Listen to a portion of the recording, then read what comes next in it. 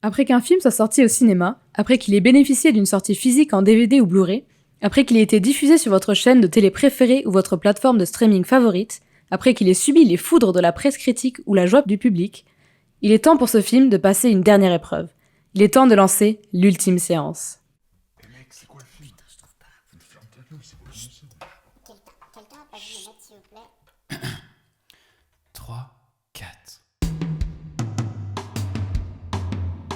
Allez, mets tes écouteurs, c'est l'heure de nous écouter.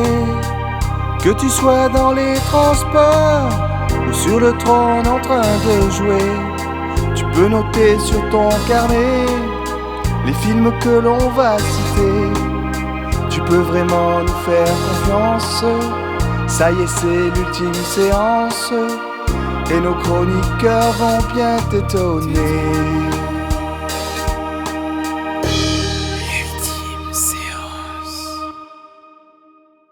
Bonjour à toutes et à tous, bienvenue dans ce deuxième numéro de l'ultime séance. Le long métrage au programme aujourd'hui n'est autre que The House, ou La Maison en français, un film d'animation sorti en 2022 et réalisé par 4 réalisateurs différents, disponible sur Netflix. Ce film sera-t-il descendu en flèche, réhabilité ou bien simplement apprécié à sa juste valeur par vos chroniqueurs ? Pour vous répondre, je serai aujourd'hui accompagné de l'incroyable Zach. Coucou. Et du merveilleux Boris. Salut. Au sommaire de cet épisode, nous commencerons par La Caverne de Zach, qui a dépoussiéré pour nous une œuvre de Michel Gondry, La Science des rêves, sortie en 2006. Puis, nous parlerons dans l'ultime séance du film The House, et enfin, on terminera par la barlographie. Maître, j'ai trouvé la relique sacrée que vous m'avez demandée.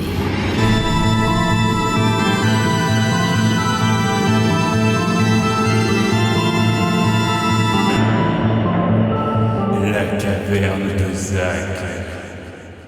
Bienvenue dans La Caverne, la chronique des fans de support physique et de films bien chelous. Aujourd'hui, j'ai dépoussiéré pour vous La Science des rêves de Michel Gondry, sorti en 2006. C'est une histoire d'amour.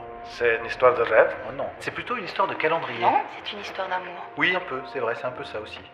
Michel Gondry, c'est un des exemples de comment réussir sa carrière quand on est français aux États-Unis. Connu pour son univers extravagant, poétique et DIY, le réalisateur est sur tous les fronts. Il est capable de faire un chef-d'œuvre dramatique comme Eternal Sunshine of the Spotless Mind avec son casting de haute volée, des clips pour Radiohead avec Jonathan Glazer, le réal de Under the Skin ou Birth, un film à sketch avec Bong Joon-ho et Léos Carax, un blockbuster adapté de la série des années 60 The Green Hornet, de nombreux courts-métrages absurdes comme Pecan Pie ou même des remakes de classiques en version low cost comme Taxi Driver, qui donneront le génial Be Kind Rewind, ode d'amour au vidéoclub et au cinéma suédé, et elle a aussi fait des documentaires sur des sujets variés comme les block parties ou sa tante Suzette. Bref, Michel Gondry va dans tous les sens et ça se ressent dans ses films. Et donc en 2006, entre deux films en langue anglaise avec des acteurs américains, Eternal Sunshine en 2004 et Be Kind Rewind en 2008, sort La Science des rêves.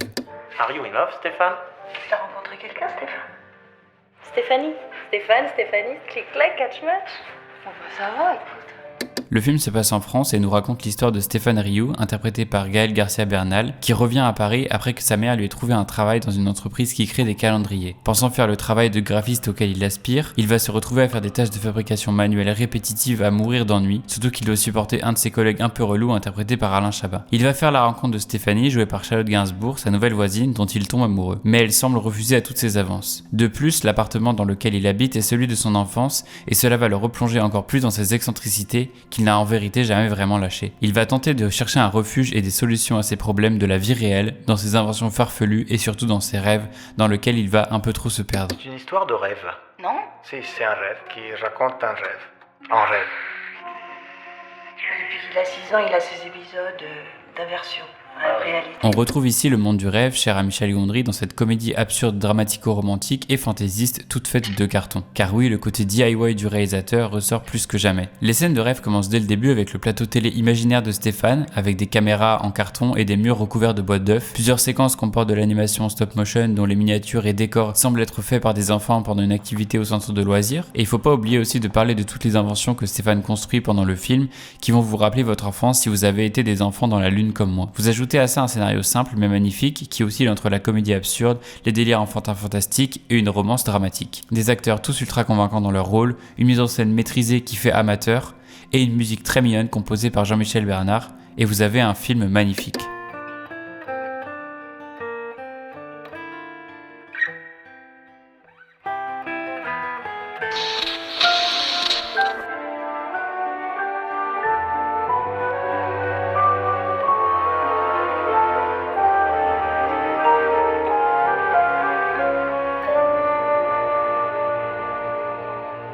Passons maintenant au support physique. La version que je possède est une version Blu-ray cartonnée. En même temps, qu'est-ce qu'ils auraient pu faire d'autre à part une version cartonnée pour être cohérent avec le film? Donc tout d'abord, on a un fourreau cartonné vertical qui se retire donc par le haut ou par le bas, avec le titre et en dessous une sorte de cadre en papier cartonné ondulé, collé par-dessus, qui apporte du relief et nous fait penser à la télé intérieure du personnage. À l'intérieur de ce cadre, on voit un bout de l'affiche du film, Stéphane et Stéphanie sur un cheval en bout de tissu qui lui-même est sur un nuage devant un ciel bleu uni. Ce que laisse apparaître le cadre est en fait le digipack derrière le fourreau, qui lui est en plus papier et carton glacé. Sur le bord du cadre TV, on a une bande de plusieurs couleurs en autocollant, comme des câbles qui sortiraient de la télé, qui nous emmène à l'arrière de la jaquette où l'autocollant continue sur quasiment toute la longueur et contient toutes les informations légales, le code barre et une belle image d'Alain Chabat qui joue de la contrebasse ou du violoncelle, je sais pas trop. Et ensuite, on a le descriptif du contenu du disque avec le film et ses bonus et des petits dessins en crayon qui viennent embellir le dos du fourreau. D'ailleurs, si on enlève le fourreau, on laisse sortir le digipack de volets, donc en gros comme un livre ou un Blu-ray classique. Le design est assez sobre sur l'avant et on a donc la suite du ciel bleu avec le titre et le rappel des bandeaux de couleurs qui sort de la télé en haut à gauche. Le dos, c'est à peu près la même chose, sauf que c'est une version miniature des deux personnages et du cheval sur un bateau fleuri. À l'intérieur, sur le panneau de gauche, on a une grande photo de Stéphanie qui regarde à travers le judas de la porte de son appartement. Et à droite, bien sûr, on a le disque. Et le petit truc, c'est que quand on enlève le disque, on a une photo de la vision du judas de la photo d'avant, avec Stéphane dans l'appart d'en face avec sa porte ouverte. Donc c'est juste trop bien pensé. Il y a un cheval et il y a des volcans. En fait, c'est un film de Michel Gondry. Voilà. Et maintenant, en termes de bonus, c'est vraiment un festival, on est vraiment super servi. On a les classiques commentaires audio du réel et de quelques acteurs, les bandes annonces, et c'est là que ça devient intéressant. On a un portrait de la créatrice des objets que Stéphane crée pendant le film, une rencontre entre Michel Gondry et des spécialistes des sciences cognitives, une conversation téléphonique entre Alain Chabat et Michel Gondry, un portrait de Alain Moyencourt, un magicien baratineur, baragouineur, vendeur de rêves, j'ai rien inventé, c'est écrit comme ça sur le Blu-ray, un magicien illusionniste complètement barré qui joue dans le film et qui colle très bien à son ambiance. Mais le plus fou dans ces bonus, c'est la version B du film.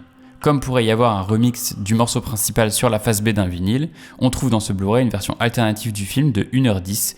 C'est une version complètement remontée, on y trouve des séquences abandonnées ou coupées au montage, et les passages en commun avec le vrai film sont en fait des prises alternatives. C'est vraiment un truc de fou d'avoir fait ça, je trouve, et pour le monteur que je suis, c'est vraiment un exercice incroyable qui relève quasiment de la démarche expérimentale de la part de Gondry. Le principe de l'histoire est le même, mais beaucoup de choses changent, certaines scènes sont plus courtes, d'autres plus longues, on a l'impression d'avoir déjà vu, mais en fait il se passe pas la même chose comme dans le film. Tous ces changements distordent un peu le scénario du film et c'est super intéressant à regarder. On a vraiment une version étrange alternative du film et ça change de la classique version longue. Et je le redis, ça colle encore une fois avec l'esprit bout de carton du film. On pourrait résumer la version B par ce qui est marqué sur le Blu-ray, les durées changent, les obsessions se déplacent. Vous l'aurez donc compris, en plus d'être un magnifique film, La Science des Rêves peut se vanter d'avoir une édition physique magnifique. Pensée et cohérente de bout en bout, que ce soit dans l'emballage, le visuel ou le contenu du disque. Eh bien, amoureux des films chelous et du format physique, c'est l'heure. Les portes de ma caverne vont se refermer. Je vous souhaite un bon déballage, un bon visionnage et un bon archivage.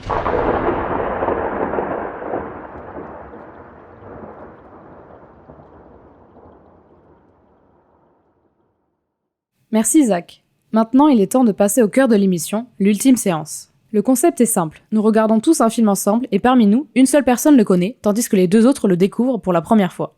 Aujourd'hui, c'est The House. Dans un premier temps, je vais vous présenter le film et ses auteurs dans le synopsis.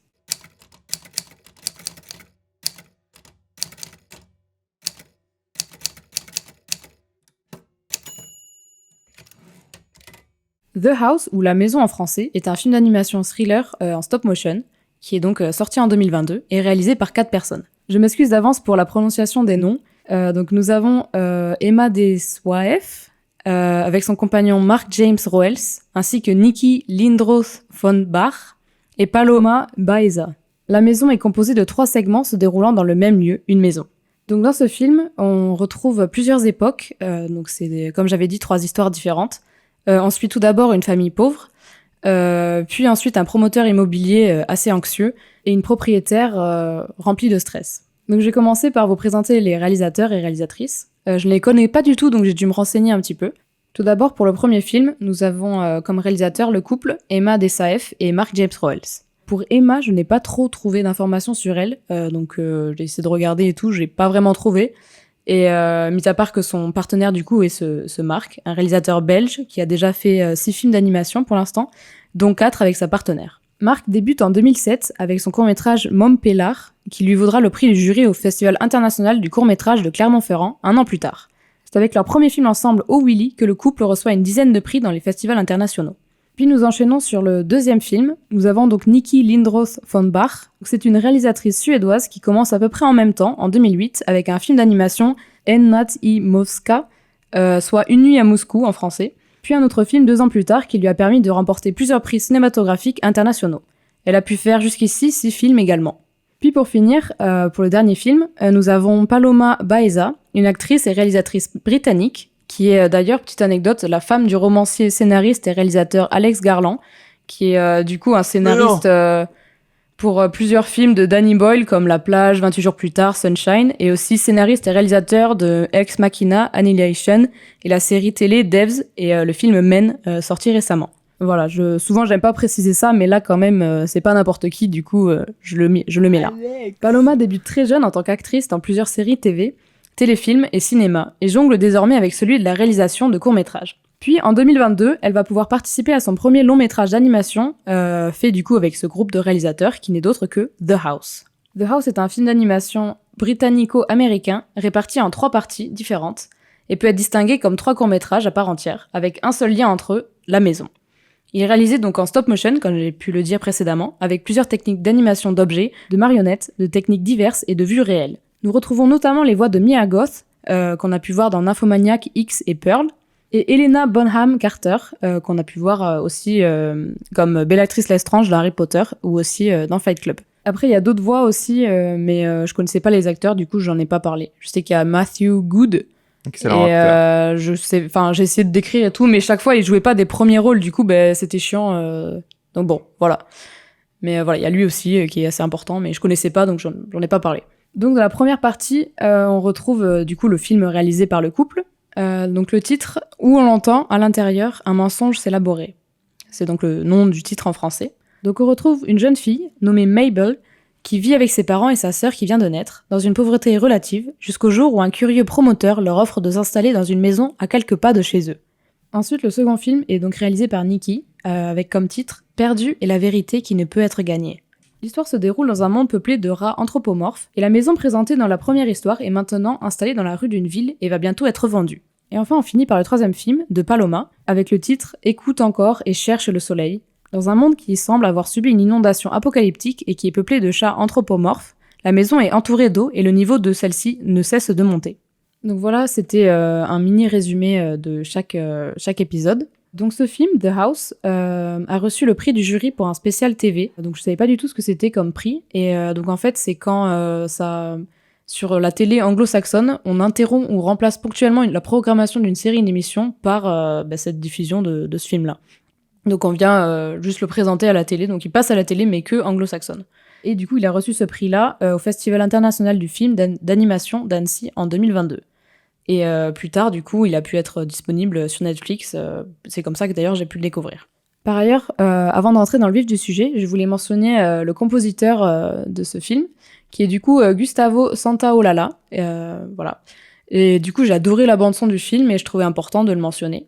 En plus, c'est pas n'importe qui. Il s'agit d'un musicien et compositeur argentin qui, avec son groupe Bajo Fondo, a écrit plusieurs musiques de films, dont ceux du réalisateur Inarritu. J'ai vu, je sais pas, il y en a au moins 5, un truc comme ça, donc ça fait pas mal. Et aussi, ça va peut-être en parler à certains, c'est le compositeur de la musique du jeu vidéo The Last of Us, avec les zombies, là, les zombies champignons. Et on a pu le retrouver justement récemment avec l'adaptation en série avec les acteurs Pedro Pascal et Bella Ramsey. Et c'est aussi lui qui a fait la bande-son pour cette série-là, qui du coup est The Last of Us, mais en série. Voilà. Maintenant, on peut passer à la bande-annonce. Here we are, magnificent.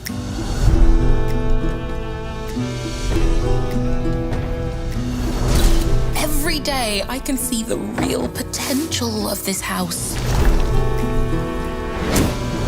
I'm here to discuss the terms of the agreement. Canapé? You have to nourish the soul of the house. Wonderfully elegant, isn't it? The family must take up residence in the house. Donc voilà, c'était la bande-annonce du film. Donc je voulais savoir déjà quelle était votre première impression, votre avis sur la bande-annonce que vous avez pu voir. Donc moi, mon avis sur la bande-annonce, de base, du coup, déjà, je me suis dit que ça allait être très joli parce que je trouvais ça très très beau de base dans la bande-annonce. Ensuite, j'ai dit que je m'attendais à un mélange entre Mother de Aronofsky et Fantastic Mr. Fox de Wes Anderson. Ça me faisait beaucoup penser, l'animation me faisait beaucoup penser au film de Wes Anderson dans le côté très, organique un peu, tu vois, des matières utilisées. Parce que pas à la Hardman où c'est de la pâte à modeler, mais vraiment genre du tissu, des sortes de faux poils, tout ça. Mais je me suis dit que ça allait être un peu métaphorique, allégorique, tout ça. Qui allait avoir un petit côté un peu horreur fantastique. Qui allait avoir des histoires, du coup, dans des styles et des époques différentes. Mais bon, ça c'est un peu induit par le fait que ce soit un film à sketch. Et en fait, dans l'abondance, je trouve que l'abondance qu'on a vue, donc c'est celle qui est sur la chaîne de Netflix qui dure 2 minutes 30 à peu près, elle est vachement bien faite parce que, en fait, comme tous les histoires se mélangent, en fait, on a l'impression que c'est un seul film et que, enfin, ça donne une impression de liaison entre tout, alors qu'au final, il n'y a pas tant de liaison que ça entre les histoires. Mais ils sont super cohérents quand même, je trouve. Voilà. Ouais, après, je trouve que tes premières impressions, c'est pas mal, c'est pas mal du tout, hein. C'est à peu près le film après, hein. Enfin, je trouve que c'est un peu ça, quoi. T'as bien, je sais pas, c'était bien. Et du coup, toi, Boris, t'en as pensé quoi? De base, je savais, j'ai appris l'existence de ce film grâce à toi, Easy. Tu m'en avais parlé lorsque tu l'as vu il y a un petit moment quand même. Et donc, je savais que c'était déjà une espèce de film à sketch avec 3 moyens métrages. Plus ou moins long de 30 minutes. Et après, je me suis renseigné, je suis allé voir vite fait sur Wikipédia, mais comme il y avait déjà un petit résumé de chaque intrigue, ça, je l'ai pas lu. J'ai surtout lu plutôt la fiche technique ou quoi, pour voir. C'est comme ça que j'ai pu voir au niveau du cast vocal qu'il y avait Mia Goth ou Matthew Good, que j'aime bien. Et j'ai juste vu qu'en gros, ça parlait de 3 histoires, mais qui se passaient dans la même maison. Donc ça, c'était ma manière de me spoiler. Et après, du coup, quand j'ai vu la bande-annonce, parce que il me semble que j'avais vu des visuels, mais il y a longtemps, donc je m'en souvenais plus. Ma première impression, c'était que j'allais avoir affaire à un film d'animation, ce qu'on appelle un peu l'animation pour adultes, un ton plus adulte, mais quelque chose d'assez noir, voire un peu sale, parce que je pense au truc avec les insectes dans la bande-annonce, déjà, j'étais en mode ouh, et voire horrifique, parce que la bande-annonce laisse suggérer ça. Avec la musique ou l'ambiance, les lumières qui sont travaillées dedans. Et sinon, niveau référence visuelle, comme toi, Zach, j'ai pensé bien sûr au travail d'animation de Wes Anderson avec ses marionnettes d'animaux anthropomorphes, avec le fait qu'on voit vraiment de la matière de tissu, des poils. Le style graphique m'a vraiment fait penser, comme tu as dit, à Mr. Fantastic Fox ou L'île aux chiens, qui sont plus récents. Voilà, j'ai noté un dernier truc, c'était ah oui, comme on voit, j'avais compris du coup en voyant la bande-annonce qu'il y avait les 3 histoires mélangées, et effectivement ça permettait de pas se focaliser sur une en particulier, ça te mettait plein d'extraits, donc en fait comme je savais déjà que c'était 3 histoires mélangées, je me suis pas dit ah non c'est le même film, et tu arrives directement à distinguer les 3 histoires, même si en voyant la bande-annonce j'en voyais que 2 puisqu'il y avait un avec des humains à une tête chelou et un autre avec des animaux qui parlent. Du coup, je pensais que c'était la même histoire, mais pas du tout. Et ouais, j'étais surpris juste de voir qu'ils avaient... j'ai marqué présence de technologie avec des smartphones. Genre qu'en gros, il y allait avoir un truc un peu notre époque moderne, mais du coup, c'est des animaux.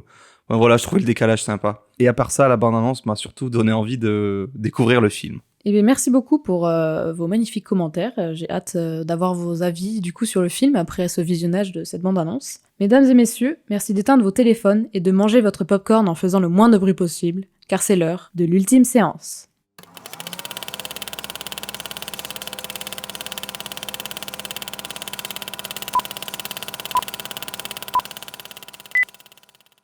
Personnellement, j'ai trouvé ce film d'animation très ambitieux et j'ai beaucoup aimé l'univers de comédie noire qui était assez grinçant par moments. Et le fait que ça soit divisé en plusieurs parties avec un petit fil rouge mélangé, je trouvais ça très sympa.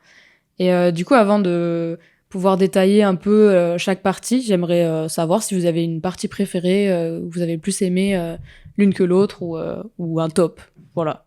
Moi, si c'est un terme de classement, je dirais que mon préféré, c'est l'épisode 3.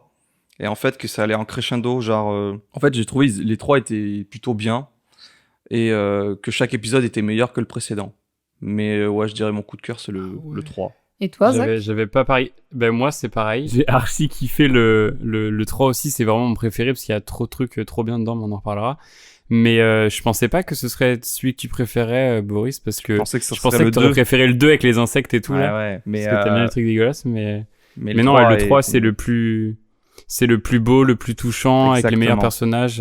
Exactement, c'est pour ça que j'ai préféré le 3. Ouais, je suis bien d'accord avec vous. C'est peut-être le plus construit aussi. Ouais, je trouve que c'est Je le sais pas. plus réfléchi. Enfin, pas réfléchi, mais... Le moins métaphorique. Parce que si, il est blindé de métaphores, mais non, mais si, mais je veux dire, les autres, genre, t'as pas l'impression qu'il y a pas vrai, enfin, si, il y a une histoire, mais c'est un peu une sorte de délire, tu vois. Alors que le 3, c'est celui t'as des relations entre les personnages, assez, enfin, je sais pas, il est touchant, je trouve, il est beau. Et puis, c'est le style que je préfère aussi. Voilà. Et après, sinon, en classement, je sais pas, après les deux autres, le 1 m'a limite fait un peu flipper quand même. Ah, merci. Je le trouve je le trouve vraiment flippant. Même en y repensant, là, il y a 2-3 scènes qui m'ont, mais, puis, en fait, c'est la tête des persos aussi, elle est ultra curse, je trouve, elle est trop bizarre. Ouais. Et le 2 était vraiment très cool. Donc, ouais, je pense que c'est pareil, c'est crescendo, genre, plus on a avancé, plus j'aimais. Ok. Et d'ailleurs, faut savoir, pour le premier film, du coup, ça c'est réalisé par le couple, ce style d'animation, on dirait une espèce de tissu ou quoi, ben ça, en fait, c'est depuis leur début, ils font que des courts-métrages d'animation avec ce style-là. Genre, c'est vraiment leur marque de fabrique, un peu, tu peux reconnaître que c'est eux par ce style-là. Et du coup, je pensais que c'était que pour The House, mais en fait, pas du tout. Quasiment tous leurs persos, ils sont comme ça. Ah ouais, du tu coup, veux dire, c'est très genre Oh Willy, les films dont j'ai parlé tout à l'heure, c'est pareil, c'est le même technique. Ils ont la même tête. Ouais, bah pas exactement la même tête, bien sûr, c'est d'autres personnages, mais c'est la même technique et le même genre de tête avec des petits yeux, un énorme front. Une tête surdimensionnée J'ai marqué, et tout au milieu du visage qui donne un aspect flippant. bizarre. Ouais, j'ai marqué grosse tête, petit visage. Ouais, bah je trouve c'est ça ça. représente pas mal de trucs, tu vois. C'est pas mal, ça. C'est genre ils ont une immense tête, mais tout est regroupé au milieu, quoi. Ouais. Bah, du coup, puisqu'on parle du premier épisode, autant qu'on commence par ça. Let's go. Donc, on vient déjà un peu de l'introduire en disant que bah, déjà la texture des personnages, je trouve que c'est le premier truc qu'on voit directement. C'est vraiment. Enfin, j'ai jamais vu ça autre part. Ça fait, je sais pas. On dirait que c'est microscopique. Je me demande vraiment comment ils ont fait. J'ai essayé de voir des making-of ou quoi. J'ai pas vu grand-chose. Mais en tout cas, je trouve que ça installe direct une ambiance très flippante, un peu chelou des personnages. Ah, c'est vrai qu'on voit les éléments du décor qui sont tous faits avec cette espèce de matière textile. Genre, On dirait de la laine un peu. Après, je vais pas m'attarder sur le matériau, ça m'intéresse pas, mais plutôt le fait que, par exemple, t'as les bûches qui sont dans la cheminée. On pourrait faire ça avec, je sais pas, des bouts de plastique. Tu sais, il y a un mélange de plusieurs techniques normalement, et là, on dirait que tout est fait de ce tissu. Même la machine à écrire, je crois, genre, on dirait que tout a été cousu main. Ouais. Moi, j'ai une énorme rêve. Je sais pas si vous l'avez noté, mais Ce serait quoi? Bah, c'est Faust. Faust. Oui, tout à fait. Ouais, j'ai pensé à Faust, le diable, le pacte avec le vilain. À partir du moment où il est dans la forêt et qu'il va voir du coup cet individu étrange dans cette espèce de... je sais pas comment on appelle ça. J'appelle ça une calèche portée par des humains, mais il n'y a pas d'humains. Et que le lendemain, du coup, il y a ce Mr. Thomas qui vient voir la famille pauvre pour leur proposer d'aménager dans une maison qui va être construite pour eux gratuitement. Là, tu sens, il y a anguille sous roche. Genre, pourquoi faire ce truc-là? Je me suis dit, ok, ça sent le cadeau empoisonné, quoi. Mais qu'est-ce qui va se passer, en fait? Et une fois qu'ils sont... De base, Non, vas-y, finis. Comment? De base? Non, vas-y, enchaîne. Je dis, de base, le boug, il apparaît de nulle part au milieu des bois la nuit avec une lumière étrange. Donc bon, si tu veux... Ouais, mais... C'est de base qu'il y a une douille. Hein. Boris, il a cru que c'était une prostituée. Mais c'est parce qu'en fait, ça m'a fait penser à un film de Albert Serra, Liberté, qui est sur le libertinage. J'ai pas vu le film, mais j'ai vu une bande-annonce et c'est des gens qui se retrouvent la nuit exactement en forêt, dans un truc pareil pour baiser. Du coup, je sais pas pourquoi, je pense à ça. Mais non, mais du coup... C'est un truc avec des libertins, là, ou je sais pas quoi. Oui, voilà, c'est ça. Et du coup, ce mec-là, il reste assez mystérieux pendant tout le film. J'ai son nom, j'ai noté, c'est Van Schoenbeek, je sais pas. Schoenbeek, je crois, ouais. L'architecte et tout. Schoenbeek. Ouais, on sait pas, il est entre l'humain et le démon ou l'être paranormal. Il flotte un petit peu comme ça, comme un fantôme ou un spectre. Ou même un espèce de dieu bizarre qui arrive à changer le décor comme ça, d'une minute à l'autre. Un peu un espèce de cauchemar. Moi, je me suis dit, ok, ils vont faire partie partir du moment où ils vont dans la maison, c'est un petit peu genre comme s'ils devenaient des rats de laboratoire, quoi. Et quelqu'un va s'amuser avec eux, tu sais pas trop pourquoi, pour leur jeter une espèce de malédiction ou les rendre tarés. Moi, j'avais pas Faust, enfin, inconsciemment si, mais plus niveau filmique, j'ai pensé à Shining. Bah, évidemment, pour le côté maison, espace, en plus, maison gigantesque pour une famille, et le fait que c'est inquiétant, tu vois, et tu sens que ça les atteint mentalement après, ça finit par les posséder, ils ont hypnotisé. Puis il y a le motif aussi, je sais pas moi, ça m'avait fait penser à ce moment-là, le motif de papier peint avec des ronds un peu angoissants. Moi j'ai cru que ça faisait penser à des yeux comme aussi, s'ils étaient observés constamment. Juste ça me rappelait le tapis dans Shining aussi, le fameux. Tout à fait. Et donc, mais l'autre référence que j'avais, bon, elle est un peu plus tirée par les cheveux, c'est le voyage de Chihiro, mais juste pour le début, parce que il y a les parents qui, je crois que c'est ça, ils sont avides, cupides, ils se sont transformés en cochons, ils se font avoir, tandis que la petite fille, elle reste innocente. Là, c'est juste pour ce côté. En gros, c'est des pauvres, on leur offre une vie de riche, et ils vont être un petit peu bouffés par ce truc capitaliste. Et le luxe qu'ils n'ont jamais eu, quoi. Du coup, c'est ça. Tandis que la petite fille, qui reste fidèle à elle-même et ses origines, qui renie pas, enfin, qui se souvient d'où elle vient, bah, tu sais, elle va descendre dans le sous-sol et elle va retrouver la maison, leur maison originale. Tu vois, c'est là que je me suis dit, ok, c'est intéressant, c'est un petit peu... c'est peut-être des images mentales ou quoi. Le fait que la maison se construise, elle évolue, elle est vivante pratiquement. Elle fait que changer en permanence. Elle devient un vrai labyrinthe. Ben, la petite fille, elle se perd et tout. Mais je sais pas, il y a une curiosité qui l'amène à essayer de s'échapper de sa condition. Tandis que les parents, ils sont enfermés tout le temps dans la même pièce. Le père devant le feu de cheminée, la mère avec sa machine à coudre. Et après, ils sont affublés de ces étranges tenues.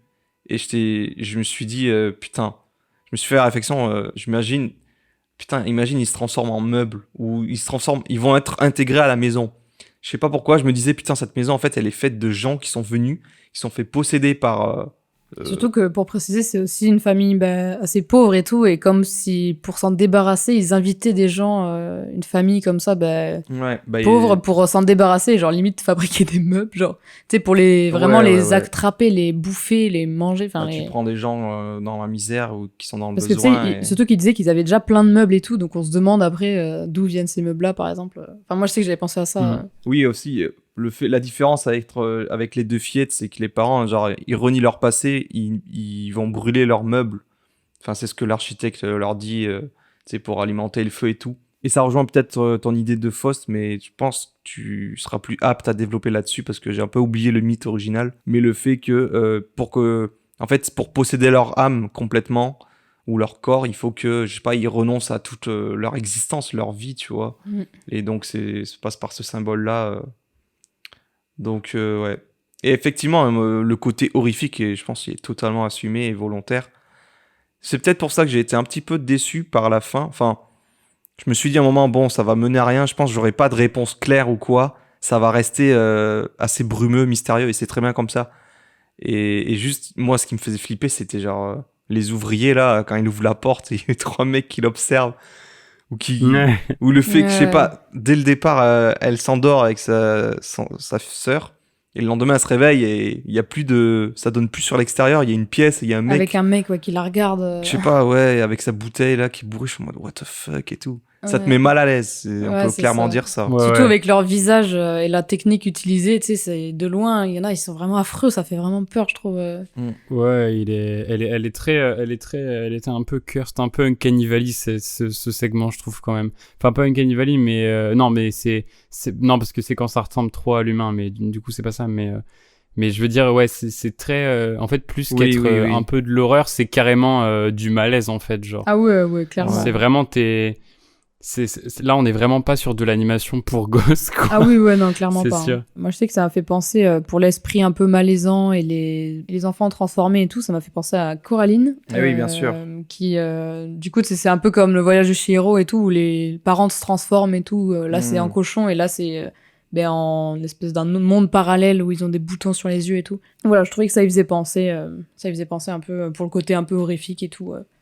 Et la thématique avec les parents. Je voulais rajouter un dernier truc, c'était... Ah oui, juste au niveau du cast vocal. Du coup, c'est dans ce premier film qu'on retrouve Moi, j'ai reconnu de suite la voix de Mia Goth, qui fait la gosse, justement. Mabel. Elle parle comme ça et tout. Ouais, c'est chelou, je trouve. Parce qu'elle fait très bien l'enfant, du coup. Donc, par contre, elle fait peur. Elle fait bien l'enfant et la vieille. Par contre, du coup, le père, c'est lui, Matthew Good, mais je l'ai pas du tout reconnu. Après, je crois que j'avais oublié peut-être un peu sa voix. Enfin, je me suis rematé le début du film pour voir et... Parce qu'en fait, j'ai eu l'occasion de le voir dans une série récemment et du coup, j'attendais le même accent ou la même intonation et là, du coup, non, j'ai pas du tout reconnu. Et aussi, je trouvais qu'il y avait un air de film A24 peut-être. Genre, si tu fais une suite, je sais pas, un truc un peu plus long ou quoi, t'appuies le côté avant la fin que je trouvais un peu décevante aussi. Mais genre avant ça, je sais pas, que ça parte vraiment en couille, je sais pas, ça m'a fait penser peut-être à un truc A24 en mode ça part sur du fantastique chelou avec le style d'animation un peu perturbant, je sais pas. De toute façon, pour ça moi... va devenir un adjectif A24 maintenant, j'ai l'impression. Ouais, grave. Mais c'est vrai que oui, je pense de toute façon le film pourrait... Si on m'avait dit il sort de l'écurie des studios A24, j'aurais pas été étonné non plus, tu vois. Il y a un petit peu, ouais, comme tu dis, une espèce d'adjectif. Ouais, non mais je sais pas, pour moi c'est les personnages dérangeants, une fin un peu ouverte, t'as pas d'explication, enfin t'as du fantastique qui se mélange un peu avec de l'horreur, t'as beaucoup d'adjectifs quand même qui... Ouais, avant on appelait ça du David Lynch, mais bon. Ah ouais, non, c'est pas du David Lynch quand même, c'est pas aussi perché. Ok. Attends, qu'est-ce que je racontais avec Faust déjà ? Ah ouais, parle de Faust. Oui, non, Faust. tu disais du coup Faust, mais Faust en gros, si je me rappelle bien, c'est genre un alchimiste qui en fait c'est pendant la peste, enfin le film je crois que c'est ça, c'est pendant la peste et en fait il arrive pas à trouver un remède et du coup il demande l'aide au diable de l'aider en gros, enfin c'est un truc comme ça. Pour continuer dans cette idée de diable tout ça, en fait je viens d'avoir une sorte d'interprétation globale, mais je pense que c'est tiré par les cheveux, mais Balek je la dirai plus tard, mais en gros la maison c'est vraiment genre pour moi vraiment l'architecte c'est vraiment le diable. Et genre la maison c'est l'enfer, tu vois, t'as tout qui bouge dans tous les sens, tu vois. Et tu vois, et en fait les ouvriers c'est des démons sans âme, tu vois, qui errent et qui font des trucs, des travaux, on dirait des âmes damnées un peu qui sont obligés, contraints à faire des trucs pour l'éternité, tu vois.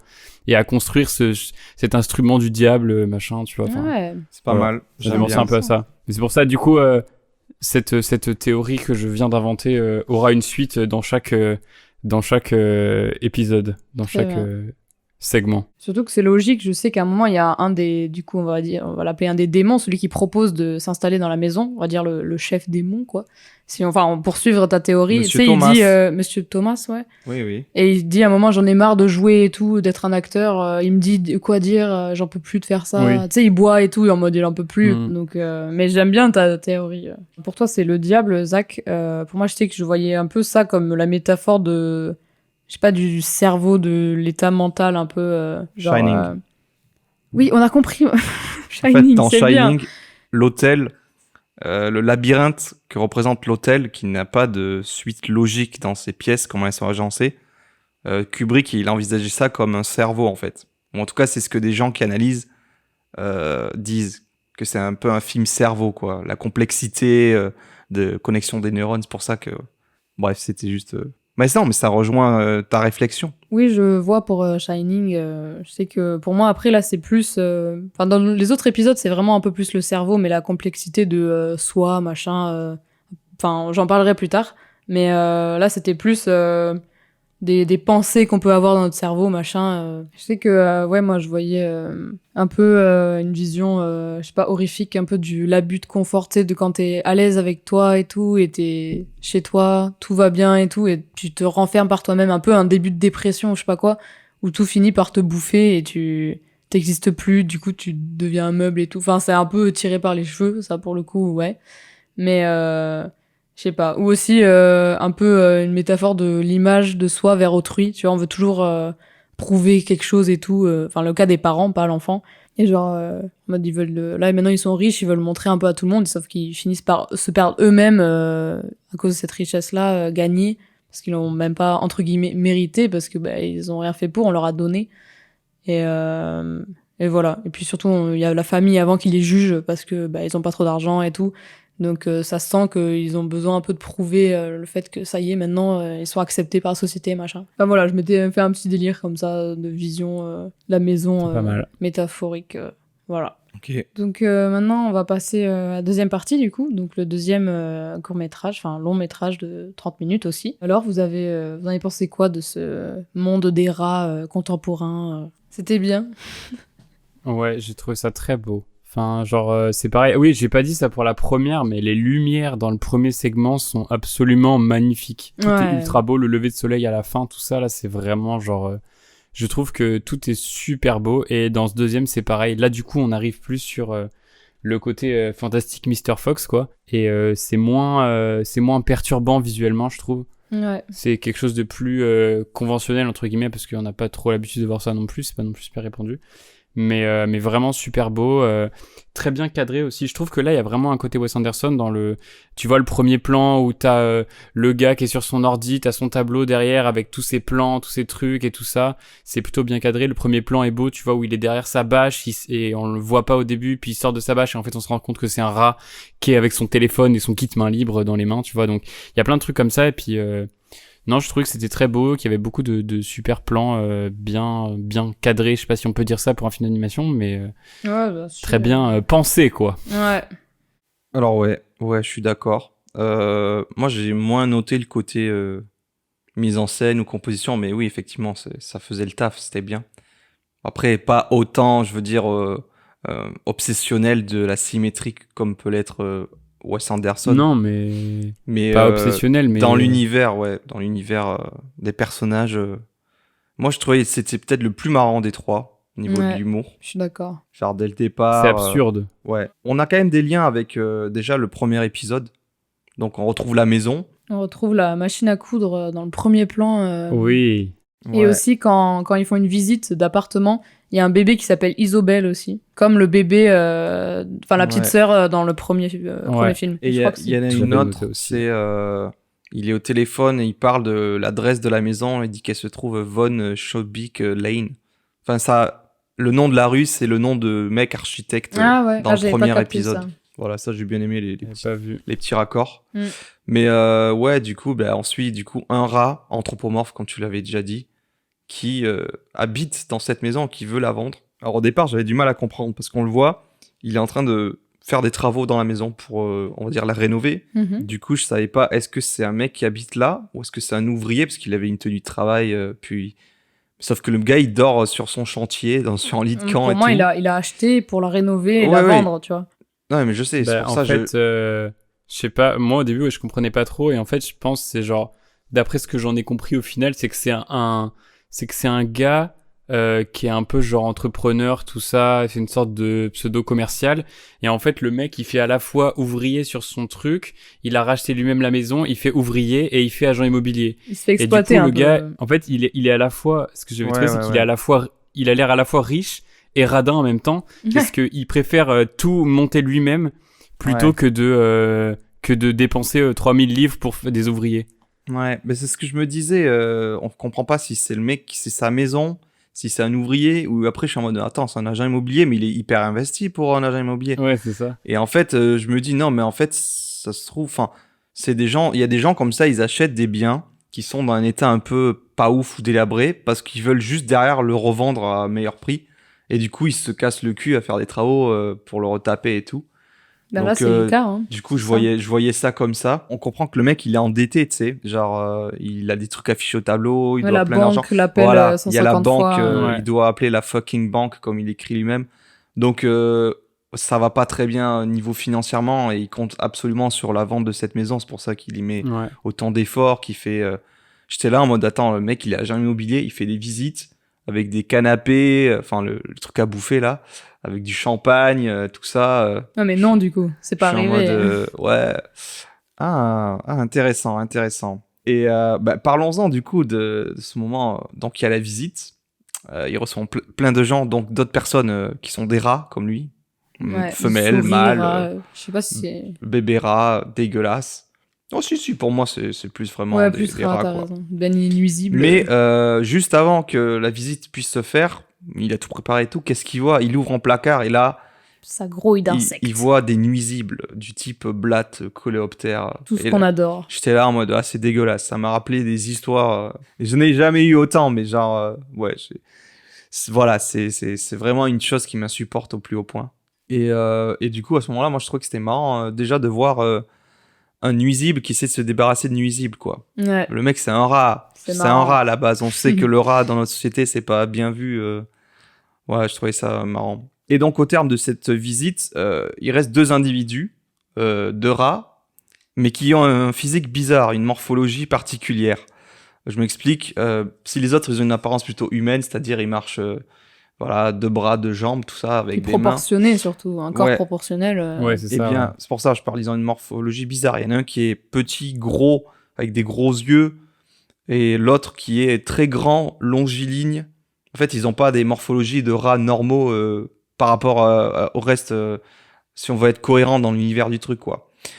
Surtout celui qui est grand et tout, j'étais en mode, attends, c'est trop bizarre. On dirait. J'ai cru que c'était plusieurs petits qui s'étaient mis les uns sur les autres pour faire genre qui sont adultes et tout. Moi qui connaissais le film, je m'étais dit, on dirait que, il y avait des insectes à l'intérieur et ils avaient juste coupé la tête d'un rat ou je sais pas quoi, qu'ils avaient mis par-dessus et caché par les vêtements. On y vient, ouais, c'est ça. Et du coup, ces deux-là, ils disent oui, on est très intéressés de rester et tout. Alors que la visite s'est très mal passée, il y a eu plein de couilles et tout le monde se barrait. Il reste que ces deux qui sont en mode oui, non, intéressés. Et du coup, ils s'installent comme ça dès le premier soir. Le mec est ravi. Genre, imagine, tu visites un appart et puis après, t'es en mode ouais, je vais le prendre. Et le soir même, tu dors dans l'appart sans avoir rien signé ni payé. Donc là, c'est ce qui se passe. Ouais. Et ils commencent à squatter, à s'installer durablement. Puis il salisse aussi, à un moment il mange sur le canapé, et le mec, il y a des miettes par terre. Il est en train de se faire envahir par des putains de squatteurs, quoi. Il est en mode mais qu'est-ce qu'ils foutent là et tout. Après, je vous laisserai peut-être en parler, mais il y a une scène de comédie musicale. J'ai adoré. Donc, c'est ma scène préférée. Je crois qu'il est désespéré un petit peu, puis là il voit des insectes qui dansent, qui font une chorégraphie sur une musique. Trop bien. C'est un petit peu le moment what the fuck, mais c'est le moment où tu te dis, enfin en tout cas, moi je me suis dit, mais je pense vous aussi, j'étais en mode, attends, mais on nous représente 2 espèces d'insectes qui ressemblent étrangement au niveau du physique et de la morphologie aux 2 squatteurs qui sont là, quoi. Et du coup, je me suis dit, ah ouais, donc là, on a notre métaphore des cafards grandeur nature qui viennent contaminer les lieux, puisqu'après, ils viennent carrément, c'est l'Asmala qui s'invite, toute la famille et tout. Et voilà, et je pense qu'il y a le twist un petit peu avec le rat.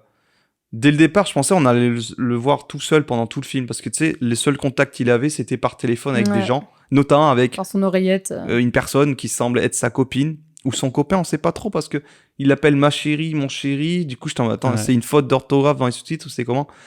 Et il y a les flics qui débarquent parce qu'il les a appelés pour virer 2 squatteurs, et en fait, on comprend que les flics sont venus pour lui-même. Parce qu'apparemment, il harcèle son dentiste au téléphone. Le mec, il s'invente une vie, il a pas de copine. T'es en mode, ok, il a des problèmes mentaux, qu'il perd la tête. Pour moi, j'étais en mode, c'est les nuisibles, ils lui font perdre la tête. Et du coup, il y a ce truc-là qui vient se manifester, grandeur nature, est-ce que c'est pas dans sa tête, machin, chouette, voilà. Mais je vais vous laisser continuer, peut-être plus pour le côté analyse du truc. J'ai trouvé sinon qu'il y avait pas mal d'humour, d'ironie sur la représentation de chacun. Enfin, je m'explique, quand il est à l'hôpital à un moment, et il y a sa sonnerie, c'est une musique classique de Mozart, mais genre, c'est des bruits de chiens et de chats. Ah oui, sachant que le gars, c'est un rat, tu vois, j'étais en mode, c'est marrant.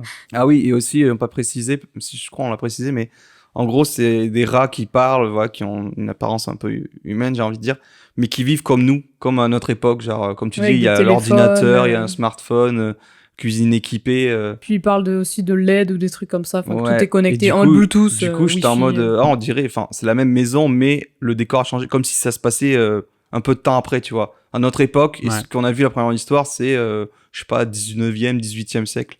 Et on verra pour le 3e, mais que ça serait encore plus tard, quoi. Ouais, c'est ça. Mais je vous laisse sur ce film.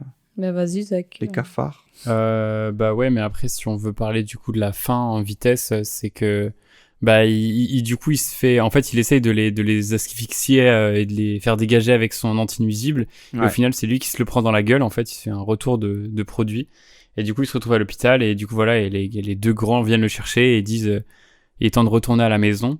Et au final, il l'invite un peu à se remettre en question et à se rappeler de sa nature de nuisible de base. Et du coup, là, je ne sais pas pourquoi ils pètent tous un câble et ils deviennent du coup des véritables rats et ils se mettent à bouffer tout ou n'importe quoi. Horrible. Et du coup, voilà, c'est ça, c'est un peu c'est un peu le retour à l'état naturel, tu vois. C'est un peu, tu pars d'un rat qui est beaucoup trop sophistiqué, qui est, civilisé, domestiqué, ultra moderne, qui a son putain de four rôti machin, dernière technologie. Et au final, son four rôti, il lui sert de tunnel à la fin. Exactement. Voilà quoi, donc. Justement, cette scène un peu perchée et tout, moi, ça m'a fait penser à un film. Peut-être c'est encore un peu tiré par les cheveux. Mais je sais que toi, Zach, je crois pas que tu l'aies vu. Aïe. Mais Boris, toi, tu l'as vu. Ça fait mal, tu tires les jeux. D'accord. Ta gueule. On enchaîne. Allez, c'est le film Perfect Sense, un film que j'adore de David Mackenzie, sorti en 2011 avec Eva Green et Ewan McGregor. Et en gros, il y a juste une scène où en gros, c'est la fin du monde et tout, et l'humanité se met à se comporter de manière vraiment très sauvage et tout. Ceux qui ont vu le film sauront peut-être de quoi je parle, mais genre, il y a juste une scène où en gros, l'humanité se comporte vraiment justement pas du tout humaine, et ça fait très bizarre, on dirait justement des bêtes qui bouffent ou qui vident des poubelles et tout. Il y a vraiment un comportement animalier et tout, et même animal sauvage, quoi, pas du tout, vraiment enragé, affamé et tout. Et du coup, ça m'a fait penser à ça. Et aussi pour la mini chorégraphie de danse là en mode des insectes et tout, ça m'a fait penser à un dessin animé d'animation pour enfants. Je sais pas si vous connaissez ou vous avez vu James et la pêche géante. Ça date. Ça me dit un truc. C'est pas un Disney. Je crois pas que ça soit un Disney. Je sais plus. Mais je sais que j'ai regardé ça quand j'étais petite. C'est un truc en 3D moche là. Ouais, 3D, stop motion. Il y a surtout stop motion. Ouais, c'est pas 3D. Ça ressemble ça. beaucoup C'est à l'étrange Mr. Jack là. Mais justement, je crois que c'est le réalisateur de Coraline. C'est Henry Selick. Ouais, je crois que c'est lui qui a fait ça. Il y a moyen. Oui, c'est Henry Selick, ouais. Je crois, ouais. Et je sais qu'à un moment dans James la pêche géante, du coup, la scène justement où il parle de la pêche ou quoi, il y a des danses et tout, des insectes. Mais bon, après, c'est pas le même genre, hein, mais ça m'a fait beaucoup penser. Ok, moi je suis plus d'accord avec... je suis d'accord avec toi, Zach, sur l'interprétation basique, j'ai envie de dire, premier degré. J'avais noté, pareil, que à la fin, il acceptait sa situation et qu'il sortait de sa condition, du coup, anthropomorphe pour redevenir ce qu'il est vraiment. Un putain de rat, quoi. Un putain de rat. Et pour dire juste vite fait mes impressions sur le film, moi je l'ai trouvé assez anxiogène et dégoûtant, avec tous ces trucs d'insectes qui grouillent là, au sol, là. Et la scène de fin, sentait la destruction, le pourrissement, ça m'a mis des frissons de dégoût dans tout le corps. Et à partir de là, je me dis, ok, donc j'attendais pour le troisième film, je me suis dit... la maison, j'ai l'impression, elle porte malheur aux gens qui l'habitent ou qui ont affaire avec elle, quoi. Voilà, c'était juste ce que je me suis dit comme réflexion. Et toi ? Eh bien, donc c'est pour continuer un peu dans mon interprétation et mettre en relation avec la première partie. La première partie, c'est des gens qui ont rien, mais on leur donne tout. Et en fait, je veux dire, la maison, ils ont rien fait. Juste, ils ont une maison gratos qui est immense. Ils ont le confort et ils se complaisent dans ce confort. Et ils en deviennent un peu fous. Et alors que dans la deuxième, c'est un gars qui trime tout seul. Et on le voit bien, il y a une sorte de time-lapse où il installe tout. Il y a des montagnes de cartons. D'ailleurs, il y a un rappel du feu de la fin du premier avec quand il embrasse les cartons dans le jardin. Et en fait, du coup, c'est ce truc de... Dans le premier, c'est le confort donné, quasiment volé, tu vois. Tellement ils l'ont sans rien, tu vois. Et le 2, c'est vraiment la notion de l'effort, c'est-à-dire que le gars le fait tout seul pour la revendre, pour refaire ses dettes. Et du coup, dans mon interprétation, si la maison dans le premier, c'est l'enfer, dans celui-là, ce serait le purgatoire.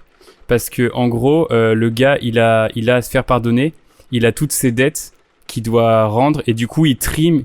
Il est en mode, il essaye de se faire pardonner comme il peut en refaisant toute sa maison et tout ça.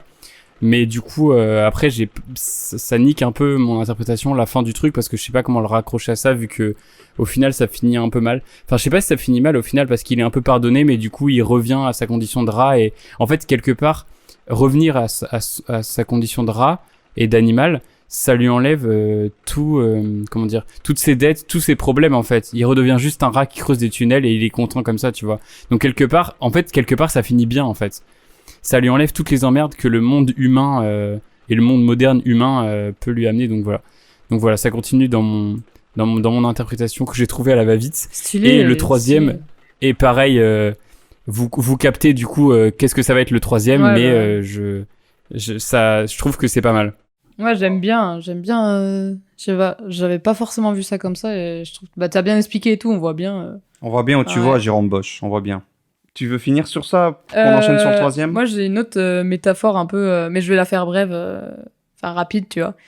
Mais c'est que moi, ça m'a fait penser, enfin, pour le deuxième épisode, pas pour tout et tout, mais genre juste là, pour celui-là, m'a fait un peu, bon, c'est un peu peut-être général, un peu classique, mais moi, ça m'a fait penser à une espèce de métaphore de l'anxiété ou d'une maladie mentale, qui est, en gros, la maison, ce serait pareil, ton cerveau et tout.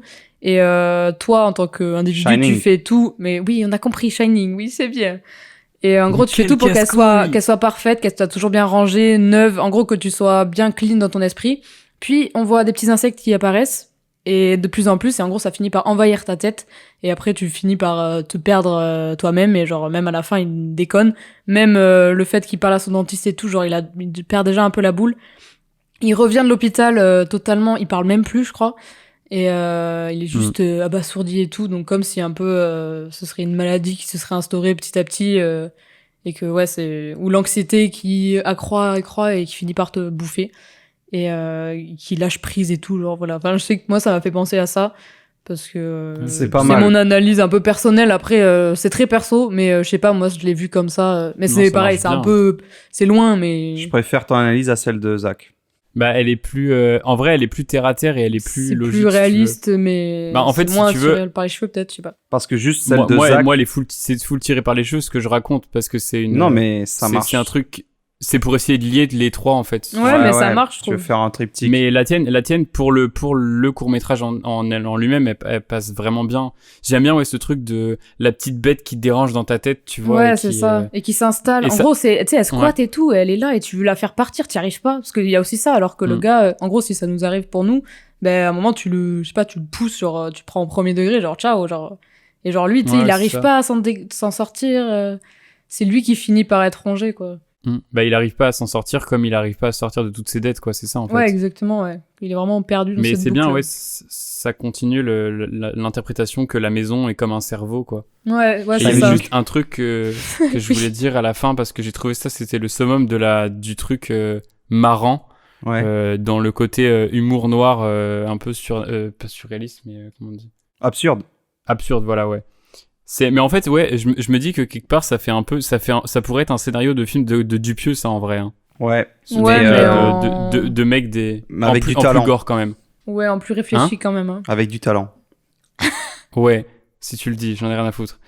Qu'est-ce que je voulais dire ? Oui, c'est ce truc de, il a une maison à la pointe de la technologie, elle est magnifique, il a un méga lit et tout, et le boug il dort sur un vieux lit de campement dans la cave. Ouais. Mais c'est un mec simple, trop bien. C'est un gars simple, tu vois. Mais ouais, c'est un gars sûr. Parce que la maison n'est pas pour lui. La maison n'est pas pour lui. La maison est pour d'autres personnes, pour faire du profit. Oui, je sais. Bah voilà. Et c'est quand même super ironique comme truc, tu vois. Exactement. Et en plus, c'est un rat. D'accord, on a compris. Allez, on passe à la partie 3. Shining. Shining, tu connais Shining. Je suis curieux par rapport à ta théorie enfer purgatoire. Oui. De voir le troisième film, comment tu vas t'en sortir.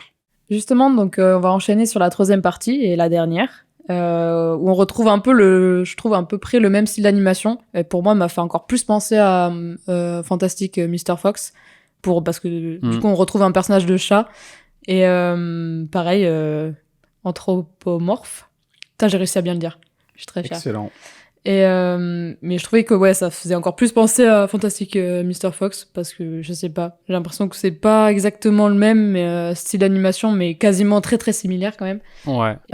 Du coup, je voulais savoir, puisque c'était tous à peu près notre préféré, si quelqu'un veut commencer à peut-être débriefer l'histoire ou quoi, allez-y. Du coup, l'histoire, on l'a déjà dit tout à l'heure, mais c'est l'histoire d'une logeuse, je sais pas comment on dit ça, mais une propriétaire d'une colocation qui du coup vit avec deux personnages qui s'appellent je sais plus comment.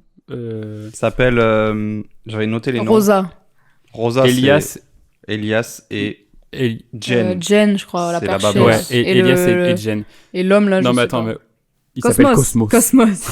Ouais, Excellent. Et du coup, voilà, donc on a Elia, donc c'est une coloc un peu, voilà, qui tombe en ruine. Elle essaye de faire elle a tout un projet de rénovation, mais elle y arrive pas. Dès qu'elle essaie de faire un truc, ça marche pas. Le papier peint, il se décolle tout seul. En fait, on dirait que la maison, elle veut pas être rénovée. Il y a plein de trucs comme ça. Donc, dans cette idée toujours de maison un peu vivante. Et du coup, on a ce colocataire Elias qui est une sorte de, je sais pas, de jeune un peu branleur. Un glandeur. Un glandeur, voilà. Il se réveille à midi. Il regarde la télé. Non, 14h. 14h, d'accord. Et il paye pas de loyer. Elle veut de l'argent, en fait. Et il paye en poisson. Et lui, il paye en poisson, ce con. Putain.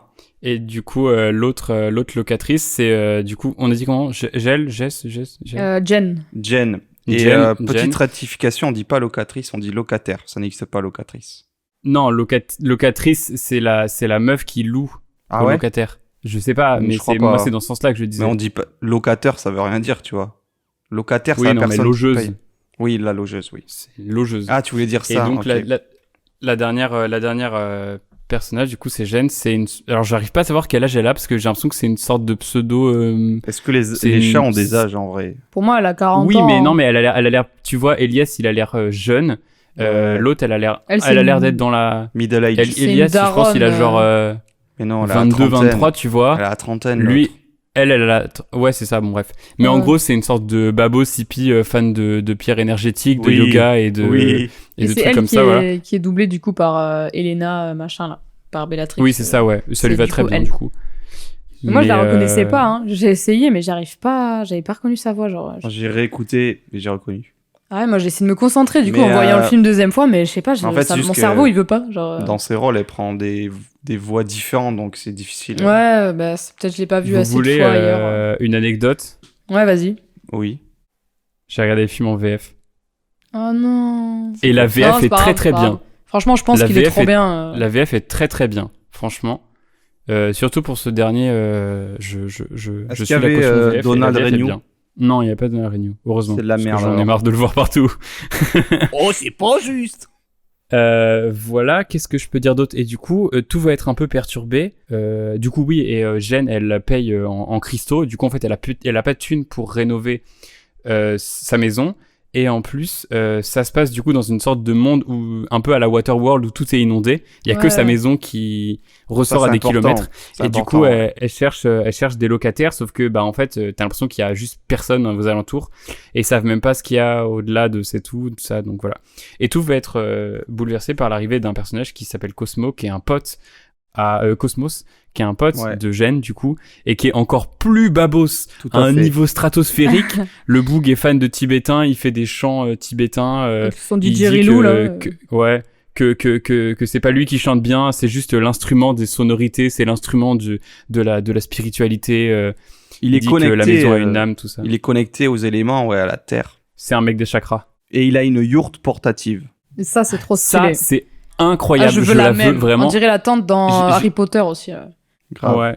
Bah, c'est qu'en gros, en fait, il dit qu'il va dormir à la Belle Étoile et il a un parapluie. Et quand il ouvre son parapluie, en fait, ça déploie une tente. Et vraiment, ça, tu vois, c'est un des points pourquoi j'aime. Parce qu'en fait, je trouve que les persos sont trop stylés et l'univers est génial dans celui-là, tu vois. Ouais. L'univers est vraiment assez. En fait, c'est un mix entre, on dirait un truc un peu, pas féerique, mais un peu, comment dire, un peu coloré. Ouais, bah il est déjà pas beaucoup vraiment plus coloré, mais... apaisant que les deux autres, tu vois. Ouais, genre, c'est plus poétique, t'as l'impression que il est plus éclairé. Dans le chaos, tu vois. Ouais. Mais il y a ce côté, très... ouais, je sais pas, c'est un univers à part entière, on dirait presque un truc post-apocalyptique, en fait. Tout à fait. De toute façon, moi, j'ai noté ça. Avec ces inondations. Moi, ça m'a fait penser à des décors de BD, je sais pas, enfin, je le verrais très bien en BD, un truc comme ça, genre... Oui, c'est très... Oui, c'est très... J'ai noté... futur plus loin, post-apo, parfum de fin du monde. Il y a un peu ce truc de ça, la fin des temps. On voit des poteaux, enfin du coup il y a la colline avec la maison dessus et remplie d'eau et on voit des poteaux électriques renversés, c'est pas juste il y avait que de l'eau, c'est pas une île, tu vois, genre ça se voit qu'il y a eu des montées des eaux comme une île. C'est un petit peu comme si c'était une île isolée du reste du monde en soi. On va y venir. Ah, d'ailleurs, je vois que la yourte est disponible chez Decathlon.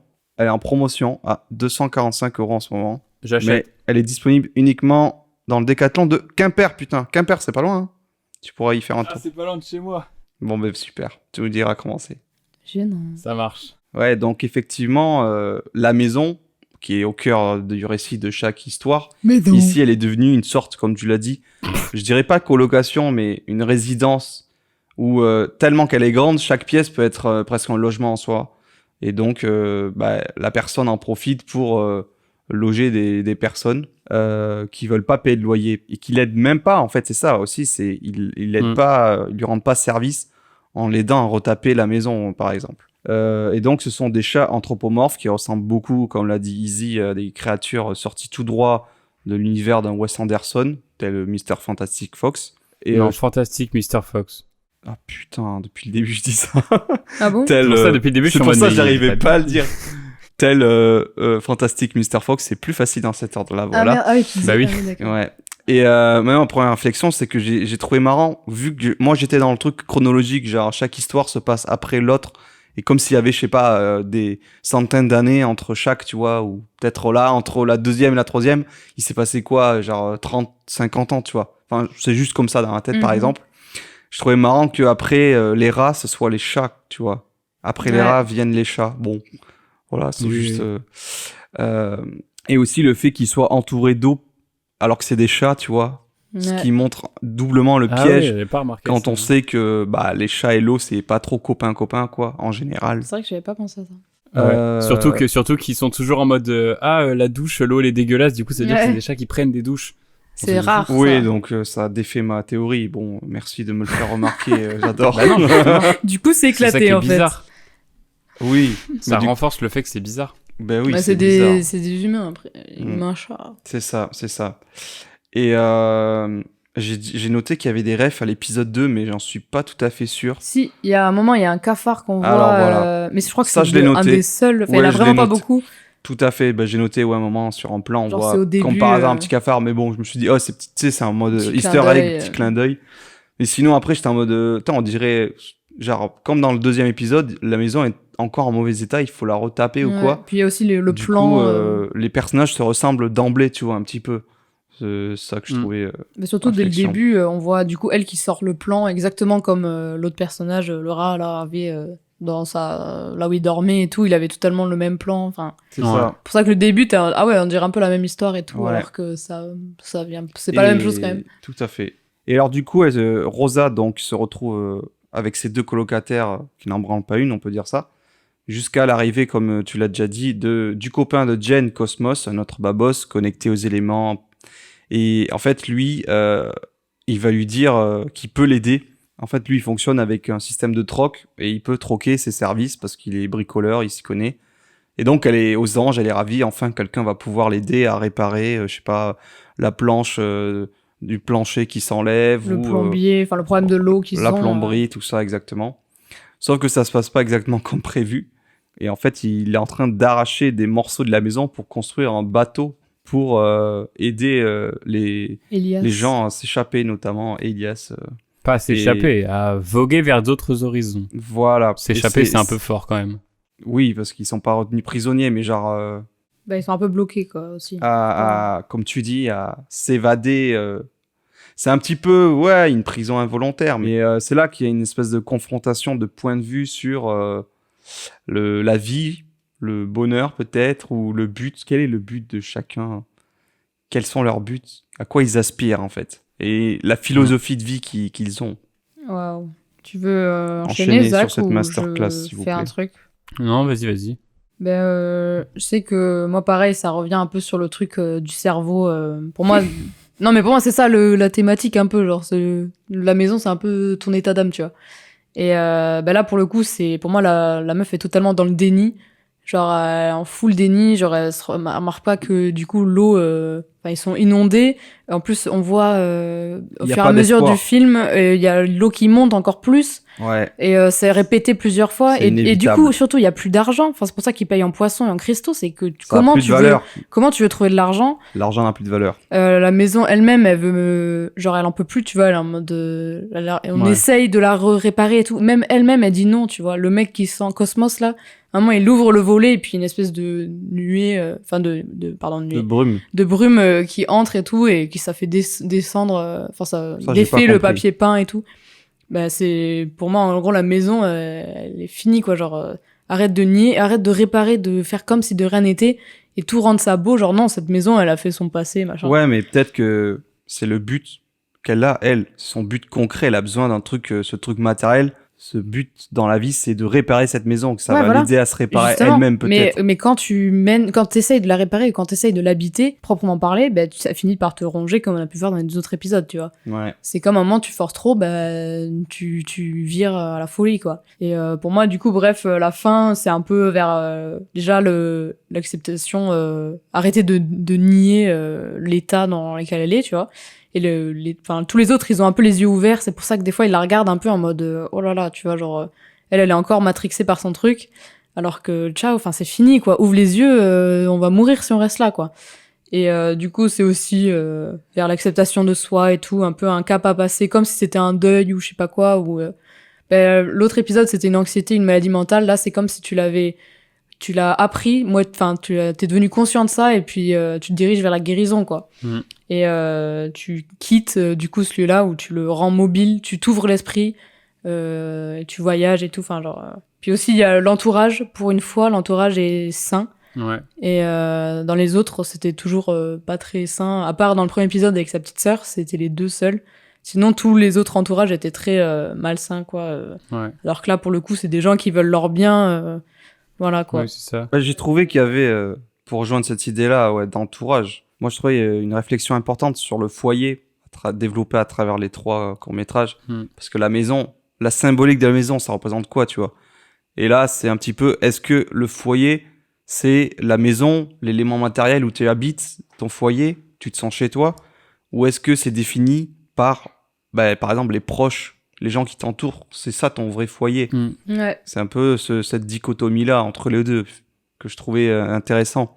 Et ouais, j'avais noté comme toi que l'eau va finir par tout engloutir, que c'est un truc inévitable et qu'elle se voile un petit peu la face. Ouais, totalement. Mais que pour moi, il y a deux visions, elle est très pragmatique avec son but concret de il faut que je fasse ça, que je répare, parce que derrière, en fait, elle voit sur le long terme, machin, une espèce de profit aussi, en mode je vais réussir, machin. Ouais, mais en fait, elle essaie, je pense, au milieu du chaos, d'essayer de mener une vie normale pour pas perdre la raison, justement, au contraire de ce que tu disais.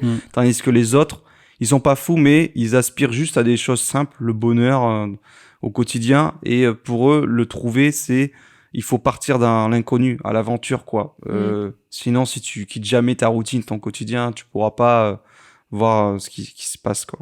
Ouais. Mais c'est ça, au final, en fait, c'est marrant parce que quand Cosmos il arrive, en fait, t'as l'impression qu'il fait chier tout le monde.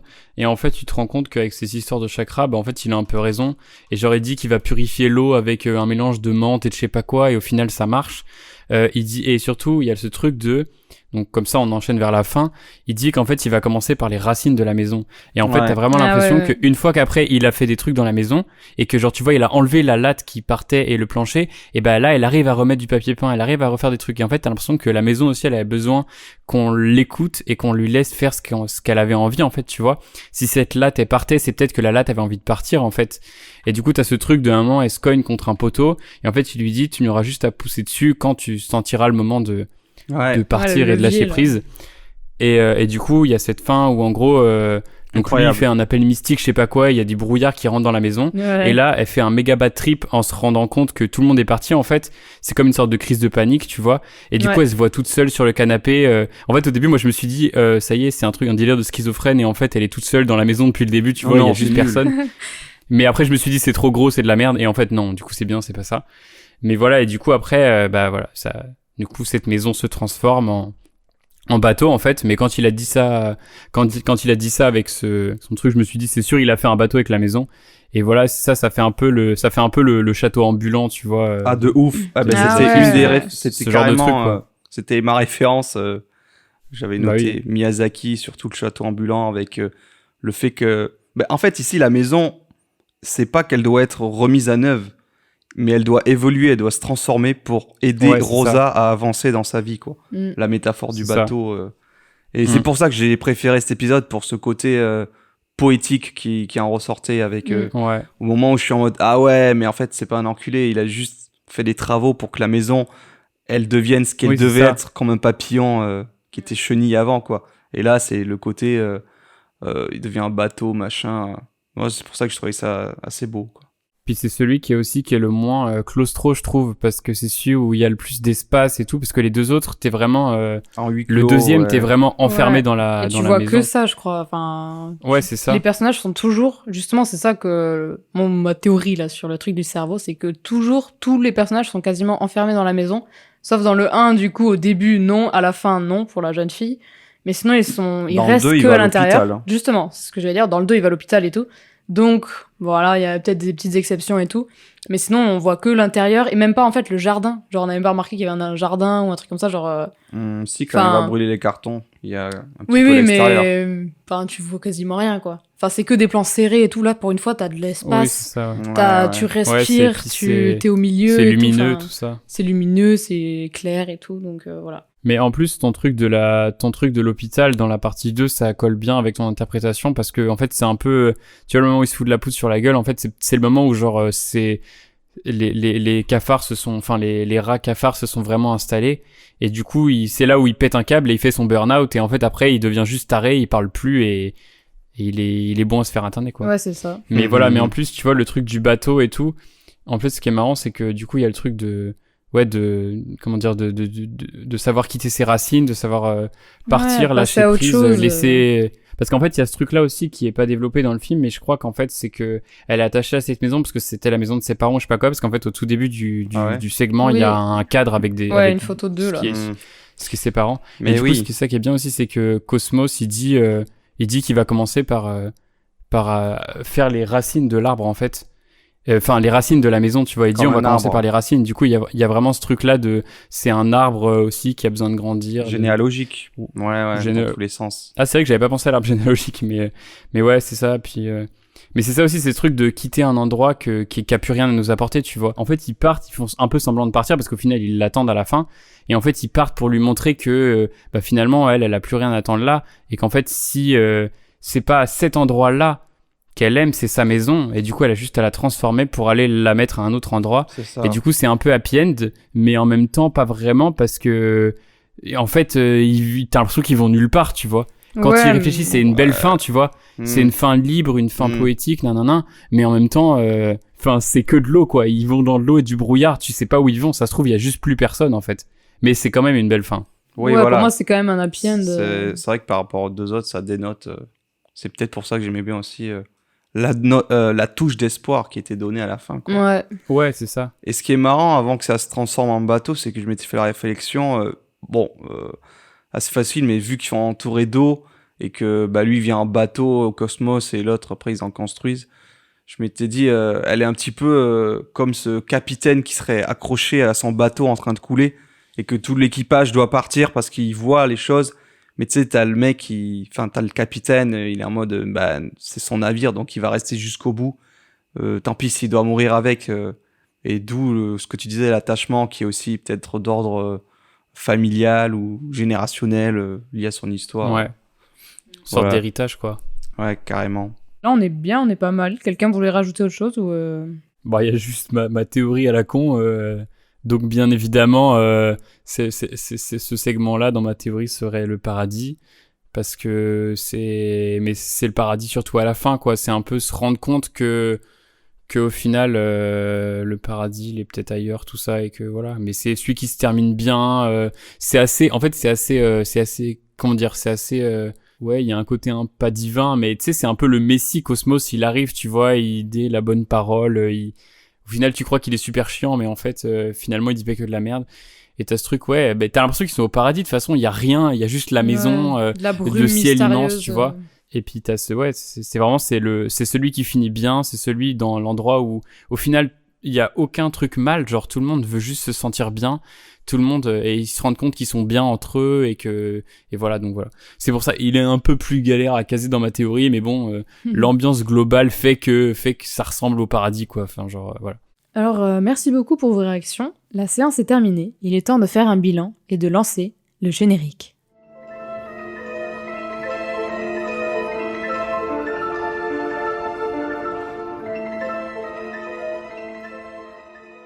And the winner is... Là, on peut commencer par faire un peu l'avis général qu'on a porté sur le film dans son entièreté. Donc, je vous laisse débattre, parler de vos avis. Je peux commencer, moi ça va être assez court. Vas-y. Enfin, je l'ai déjà dit au départ. Un rappeur. Oh, vas-y, je vais commencer, c'est un peu court. Je vais commencer, ça va découper sale, très court, rapide, simple, efficace. En 16 mesures, je vais vous le dire, les yeux dans les yeux. Ouais, bon, allez, vas-y. J'avais un avis un peu mitigé sur le film tout au long du visionnage. C'est-à-dire que j'appréciais ce que je voyais, je trouvais ça original.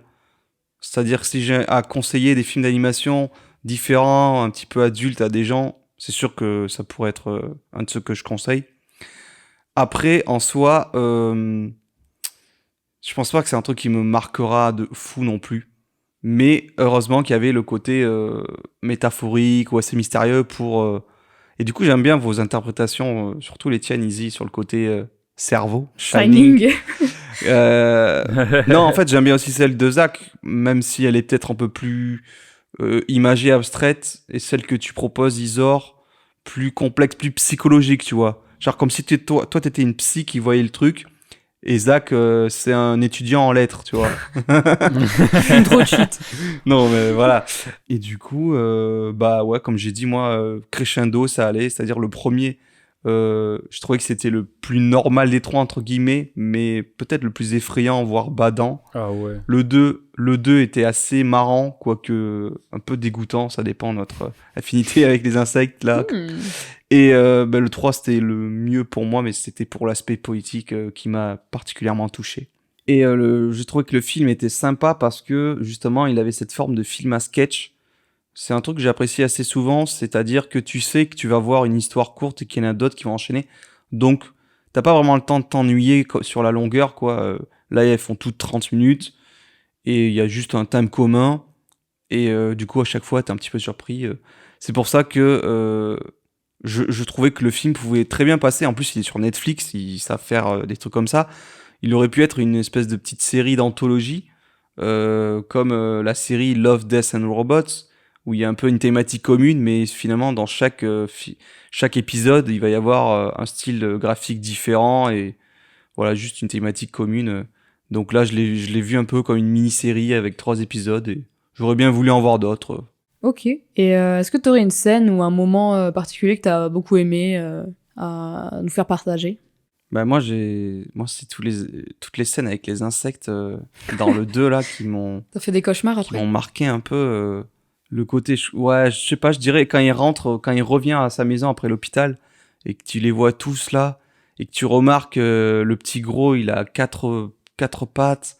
Je suis en mode, il y a un truc très perturbant, tous des clones et t'es en mode putain, c'est des énormes cafards. Mais enfin, je sais pas, il y avait vraiment le truc genre, bah, pour rejoindre ton interprétation, il rentre chez lui avec tous ses problèmes qui sont multipliés encore plus dans sa tête et il doit y faire face, quoi. Il y avait quelque chose de très angoissant dans ce plan, j'ai trouvé. Ouais, je suis bien d'accord. Et toi, Zach, alors, ton avis sur ce film ? Alors, mon avis, bah, j'ai trouvé ça très très bon. J'ai beaucoup aimé. C'était vraiment un très bon film. Moi, j'aime beaucoup ce genre de truc. Donc, ce que j'ai commencé un peu à dire tout à l'heure, mais en gros... je trouve que c'est un bon film à sketch parce que des fois, en fait, j'aime beaucoup les films à sketch, mais ce qui me sort un peu du film, des fois, c'est justement le fait que les courts-métrages soient liés uniquement thématiquement et pas trop dans le reste. Et là, en fait, ils peuvent être considérés comme étant des suites, en fait. Et du coup, c'est ça que je trouve bien. Il y a ce personnage qui revient tout le temps, qui est la maison. Et du coup, ouais, moi je trouve que c'est vraiment plutôt bien lié, c'est bien fait. En plus, on a des styles différents, mais qui sont pas trop éloignés non plus pour pas nous sortir du truc. Il y a différentes histoires. Ça commence par du cauchemardesque et ça finit par du poétique féerique. Donc moi, je trouve ça vraiment, en passant par de l'absurde. Donc je trouvais que c'était vraiment un très bon film, plutôt bien foutu. Et voilà, ouais, l'animation était vraiment super belle. Les trois ont leur style et les trois sont vraiment magnifiques. Le 2 m'a plus marqué pour son sens du cadrage, le 1 pour toutes ses lumières et ses scènes assez horrifiques et assez cauchemardesques, et le dernier par sa poésie visuelle que j'ai beaucoup aimé. Voilà.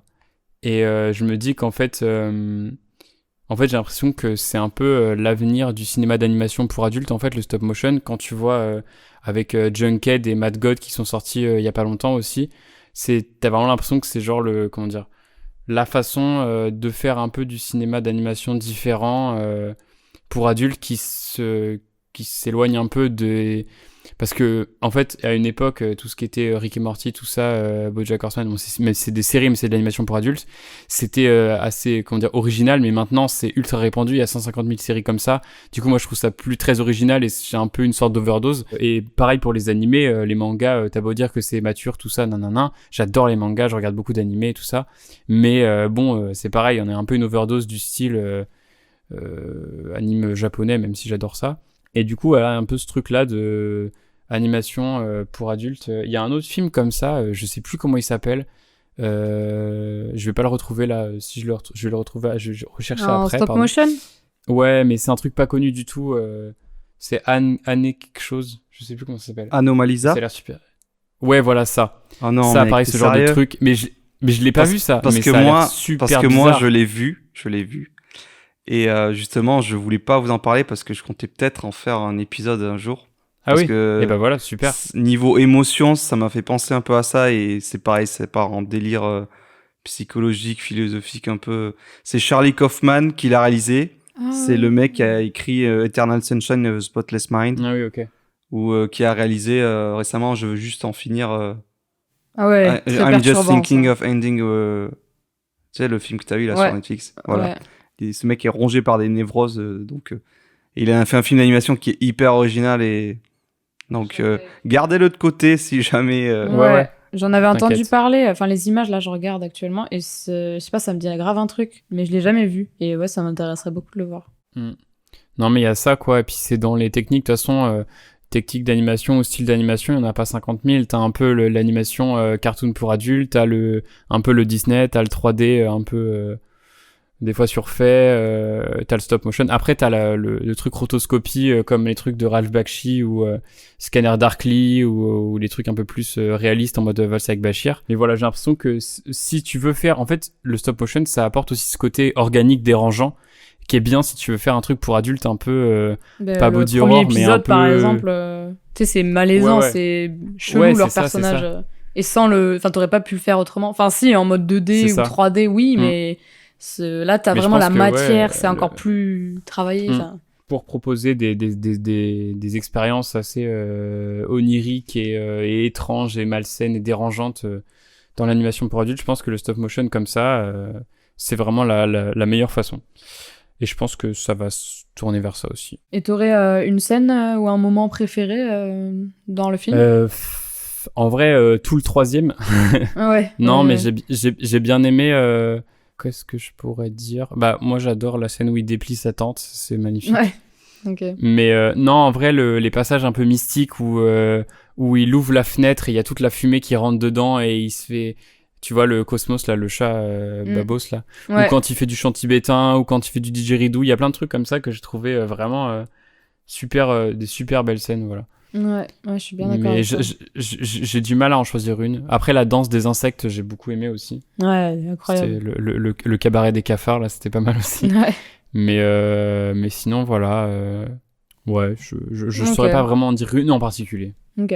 Bah, moi, je sais que ouais, je pense que c'était la scène avec les rats, comme avec Boris, quand il faut leur danse et tout, et la toute fin où ça part en couille. En fait, c'est la musique, j'adore. Même là, des fois, j'ai dans ma liste, ma playlist et tout, et des fois, elle passe. Du coup, je m'enjaille et tout, je suis oh, na na na na na. Enfin bref, je la chante et tout. Et je sais pas, je trouvais cette scène assez puissante. Mais pareil pour la fin aussi, la toute fin du 3e épisode aussi, je sais pas, je la trouve très jolie. Genre elle s'en va et tout. Je sais pas, c'est très beau. Du coup, vous aurez une note à donner sur 10, comme on aime bien faire dans cette émission. Moi, j'ai mis un 7. Un bon 7, tu vois. Moi, j'ai mis... j'hésitais entre 7 et 8. Du coup, j'ai mis 7,5. Ah bah comme moi. Ah ouais, Tu m'as peut-être. copié en fait. Ouais, peut-être que j'ai vu ta note avant. Ah ouais. Et que j'ai réfléchi. Non, parce qu'en vrai, 8, il aurait fallu que j'aime quand même un peu plus. Ouais, que ça te marque et plus 7, que ça. j'étais en mode non, c'est un peu plus. Du coup, je suis mitigé entre 7 et 8, voilà. Ok, bon ça va, on est à peu près tous à la même longueur d'onde. Moi c'est 7,5 aussi du coup. Et moi je sais que du coup la première fois que je l'ai vu, c'était vraiment par hasard. Je sais que je l'avais déjà vu vite fait passer. Et le style d'animation m'intéressait beaucoup. On voyait que le style d'animation du premier épisode. Et mais je savais pas du tout qu'en fait que c'était 3 courts-métrages à la suite et tout, j'en savais rien. Et du coup, grosse surprise, c'est pour ça que j'ai beaucoup aimé et tout, et je voulais vous le présenter. Alors là, maintenant, moi, je compte remettre un prix ou une récompense. Pour moi, personnellement, c'est le prix pour la patience et l'ambition des réalisatrices et réalisateurs. Parce que, putain, la patience pour tous les... Je sais pas, je me dis, le premier épisode, tout, il fallait tout construire et tout, enfin, tous, mais je sais pas. Stop motion, chaque fois, je suis très, très reconnaissante envers eux et je les respecte de ouf parce que c'est un taf de malade. Donc, voilà.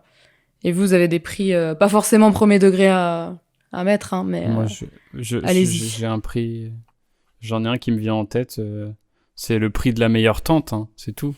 Genre, et tu veux la même vraiment, elle m'a trop marqué cette tente, je veux que ça existe en vrai, ouais, genre grave, vraiment. Grave. J'ai vraiment l'impression que c'est les capsules dans Dragon Ball, là.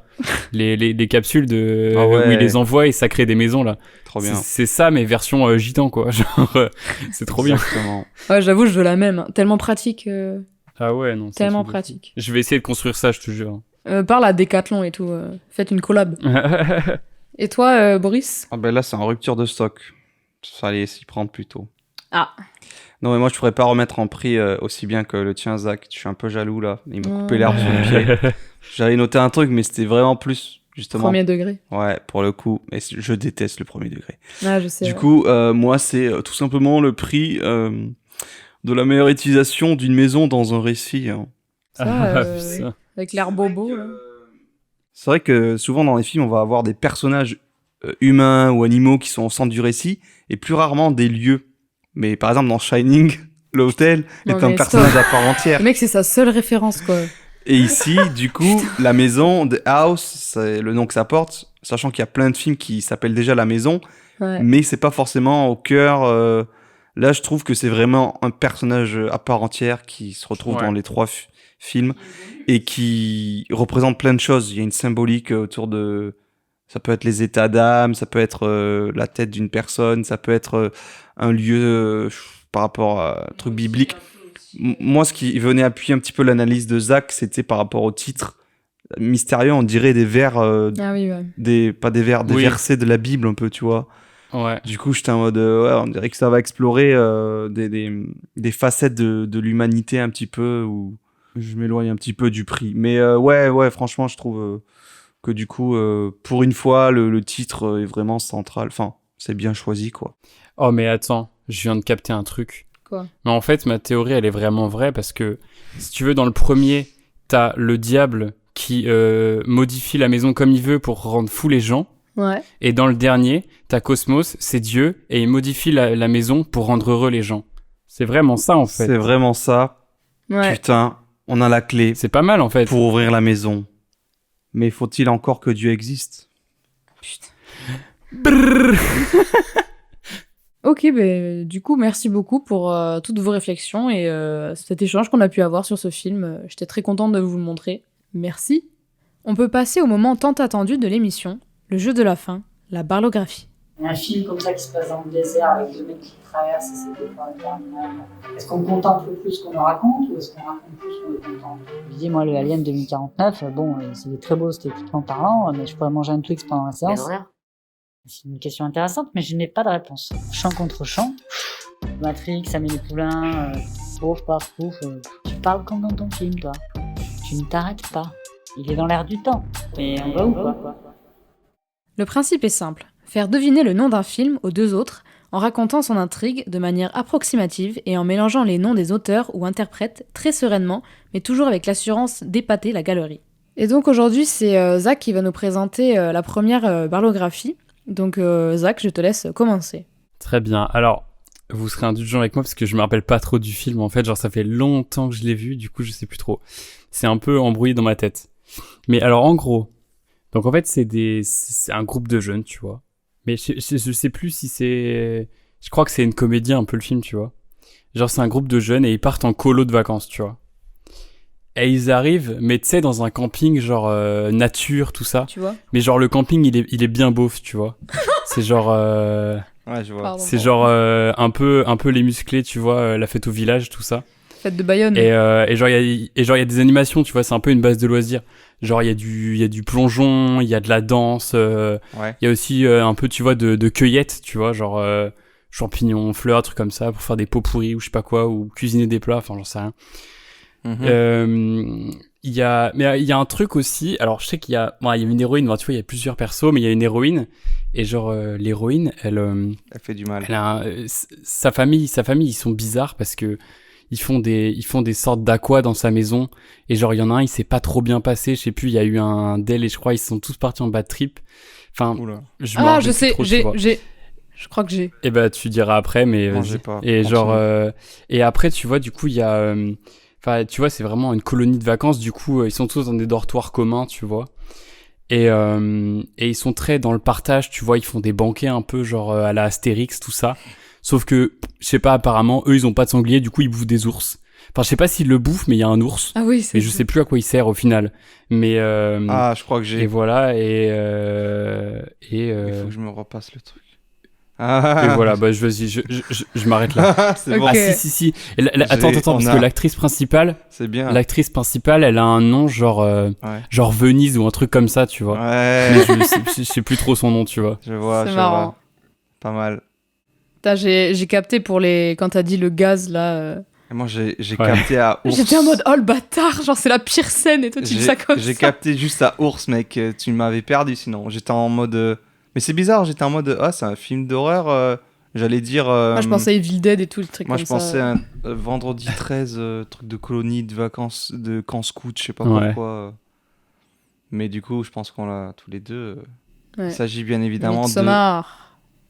Ouais, c'est ça. Eh ben non, en fait. Pourquoi tu fais cette tête? C'est ça, c'est ça. Parce que j'étais content de mon idée de camping, colonie de vacances beauf, tu vois, l'activité plongeon, j'étais content de moi. Ouais. J'avoue que plongeon. Vraiment, je l'ai trouvé en 5 minutes. J'ai tourné ma tête, j'ai regardé ma DVD tech, j'ai vu Midsommar, j'ai fait OK, let's go, le camp de vacances, les musclés, les beaufs, tout ça. Trop fort, Pas mal. fort. Voilà. Trop fort. Du coup, c'est super. Putain. Mais moi j'en ai une aussi. Montre encore plus d'enthousiasme. Elle est un peu plus longue. Comme d'hab. Vas-y. Bon, j'ai voulu emballer une donzelle avec ce film. On m'a dit de le regarder. Bah, ça commence c'est par le pire accent de la Terre. On dirait Dickeneck, mais en pire. Je tiens à me dédouaner de cet accent. Est-ce que je peux continuer mon histoire ou je pisse sur un violon quand je vous parle en fait? Non, fais pas Yannick. Bon, alors ça commence par la génération Z. Et là, ils s'envoient des vocaux sur Instagram. D'ailleurs, moi, je déteste ça, les vocaux. Putain, écrivez des SMS, bande d'illettrés, va. Donc, il y a une donzelle. Elle parle avec un gars. On dirait qu'il a fumé 3 paquets de gitane par jour, le boug. C'est comme qui dirait Val Palmer. Putain, je me suis trompé. C'est comme qui dirait Val Kilmer qui parle. Vous savez, avec son truc à la gorge, là, il fait... Bon, mais c'est pas lui, je crois pas. Ou alors, il a fait une Michael Jacksonite. Le mec, il est blanc comme un linge, ou comme un cul. Bon, après, je tourne les yeux 2 secondes, et la meuf, là, elle s'est transformée en saucisson, j'ai rien compris. Bon, passons. Ensuite, c'est chiant, ça parle. Ah oui, à un moment, il y a une meuf que je connais. Enfin, je connais sa tronche. J'ai déjà vu quelque part, mais je sais pas son blaze. Elle a joué dans un truc sur M6, là. Trilogie du samedi soir. Un truc genre Despera Osviz, là, brune. Mais je la confonds peut-être avec autre chose. La série, là, il y a des meufs, il y a des mecs. Putain, j'ai plus les noms, ça fait chier. Je crois que c'était le nom d'un plat, d'un truc qui se bouffe, là. Il y a du jambon dedans. Ça me reviendra peut-être. Bon, et il y a aussi un mec dedans. C'est un keuf. Mais il est moche. On dirait un mec qui s'est échappé d'un boulard, avec ses poils pubiens sous le nez. Eh, mais truc de dingue. J'ai vu récemment le gars, là. Il fait aussi du catch. Eh ouais, mon gars. Comme dedans la télé américaine, là. Ouais. Du catch, les gars. Voilà. Bon. Du coup, la donzelle, elle est avec moi. Ça marche pas trop, le film, pour la guédra. Hein. Elle a peur. Elle se cache les yeux. Alors qu'il n'y a pas vraiment de raison, franchement. Hein. Et puis là, tu suis des gamins de merde qui vont en cours. Super. Et donc là, il y a ce mec-là, le Val Kilmer, Michael Jackson. Il revient tout le temps. Et il fait des canulars téléphoniques. Putain, le boomer. Il s'est cru chez Koé sur Énergie ou quoi? Quoi, Koubé? Et va te faire enculer. Ah aussi, je pense que je l'ai, mais... c'est un film, attendez, mais j'ai pas fini. Ah, il y a une scène que je me souviens, c'est une petite nana qui se prend pour un chat, genre Catwoman. Mais elle a un trop gros cul, ou une grosse tête, je sais plus. Et elle est kéblo. Ah putain, je me souviens. La série de la meuf, là, qui joue dedans. Friand, ça s'appelle, c'est Friand. Bon. Et puis là, je pique un somme. Et je me réveille à la fin. Et oh putain, merde. Alors, en fait, le gars, c'était pas Michael Jackson. En fait, c'était un masque. On peut même dire que c'était la nuit des masques. Parce que c'est la fête aux USA, là-bas. Et puis derrière le masque, en fait, c'est Sammy. Mais il n'y avait pas Scooby-Doo avec lui. Ouais. Non. À la place, il y a un mec qui a les cheveux gras. Combien c'est. Un cheveu gras, un peu sosie Wish de Johnny Depp, là. Et c'est le même réal qui a fait des bangers, là. Des bangers. Le dernier pub avant la fin du monde au bout du couloir après le rond-point. Où il a fait le string. Un truc comme ça. Ou les béquilles de la nuit. Ça, c'est un gros banger, ça. Les béquilles la dernière maison au bout du coin. Je sais plus, mais c'est qui? Okay. Il s'appelait genre Jean Charpentier? Ou Wesh Cravane? Caravane? Wesh. Elle est où la caravane? T'as dit le vrai nom au final. C'est vrai, c'était au cas où qu'il y avait pas, mais je pense que vous avez trouvé avant. Pourquoi tu parlais de John Carpenter? Parce que c'est une barlographie, donc je confonds les auteurs, finalement. Tu veux le dire, Isar? Moi, je sais pas si on a... Mais vas-y, dis moi, si c'est t'as une Scream, idée. là. Ouais, c'est Scream. Mais je sais plus, celui avec... Non, mais c'est le 1. C'est le 1, voilà, je sais plus, parce qu'en fait, on se les fait tous d'affilée. Je l'ai toujours pas vu. Ah ouais. Ah merde. Bah non, on se les fait tous d'affilée, du coup, j'ai un peu confondu tous les trucs. Mais je sais que c'est Samy. Moi, j'ai pris un truc, genre, je sais plus pourquoi j'ai pensé à ce film. Mais j'ai mis du temps. Tout le monde l'a vu. Oui, parce que j'essaye de perturber. C'est quand tu m'as dit le mec de Friends, là, ou je sais pas quoi. Mais du coup, je t'ai spoil, là, Zach. Mais après, tu sais sûrement. Mais je sais que c'est Samy. Ah. Qui joue dedans. Mais oui, mais je sais que c'est lui le tueur. Mais oui. Okay. Faut que je le regarde parce que je sais que c'est bien. Mais c'est en mode classique, quoi, comme. Le 1, c'est ça. Mais le mieux, c'est faut avoir regardé Scary Movie avant. Mais qui joue dans Friends? C'est la meuf, je sais plus son nom, mais c'est la brune là avec les cheveux noirs. Mais il a pas vu le film, donc il sait pas. Non, mais dans Friends, peut-être tu vois le perso. Dans Friends, il y a 3 meufs. Il y a Jennifer Aniston. Il y a 2 blondes et une meuf brune, quoi. Donc c'est la meuf brune. Oui.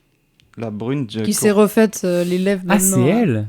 Ouais. Mais maintenant, elle a plus la même gueule. Dans le 1, elle est encore trop belle. Et elle sortait avec l'acteur qui joue le flic dans la série des Scream, qui s'appelle Arquette, David Arquette, je crois. Et ils étaient en couple pendant un moment. Et ce mec-là, en dehors de jouer dans les films, surtout Scream, il a pas fait grand-chose d'autre, je crois. Il est aussi catcheur professionnel. Ça, par contre, je savais pas. En fait, tu m'as perdu avec ça. J'étais en... What? J'ai appris ça. Il y a un docu sur lui et tout. Stylé. Pourtant, il a pas du tout le physique. En fait, il y a pas vraiment de physique. Enfin, je sais pas. Oui, mais tu sais, ça veut dire il doit jouer le méchant ou un gentil, je sais pas. Voilà. Vous avez bien joué. Merci beaucoup de nous avoir écoutés. Et merci à vous deux. Merci à Boris et à Zach. Et on se dit à la prochaine. Salut. Tu peux ranger tes écouteurs, le podcast est terminé. Descends bien à ton arrêt, ferme bien la porte des WC. J'espère que tu as bien noté les films qui t'ont intéressé. J'espère qu'on a plu à l'audience, car c'était l'ultime séance. Merci beaucoup de nous avoir écoutés. L'ultime séance. Eh bah c'était bien de la merde. Oh, moi j'ai trouvé ça fort intéressant. Putain, il casse les couilles le texte, c'est ce genre de musique là. Peut-être que je reviendrai au prochain spectacle.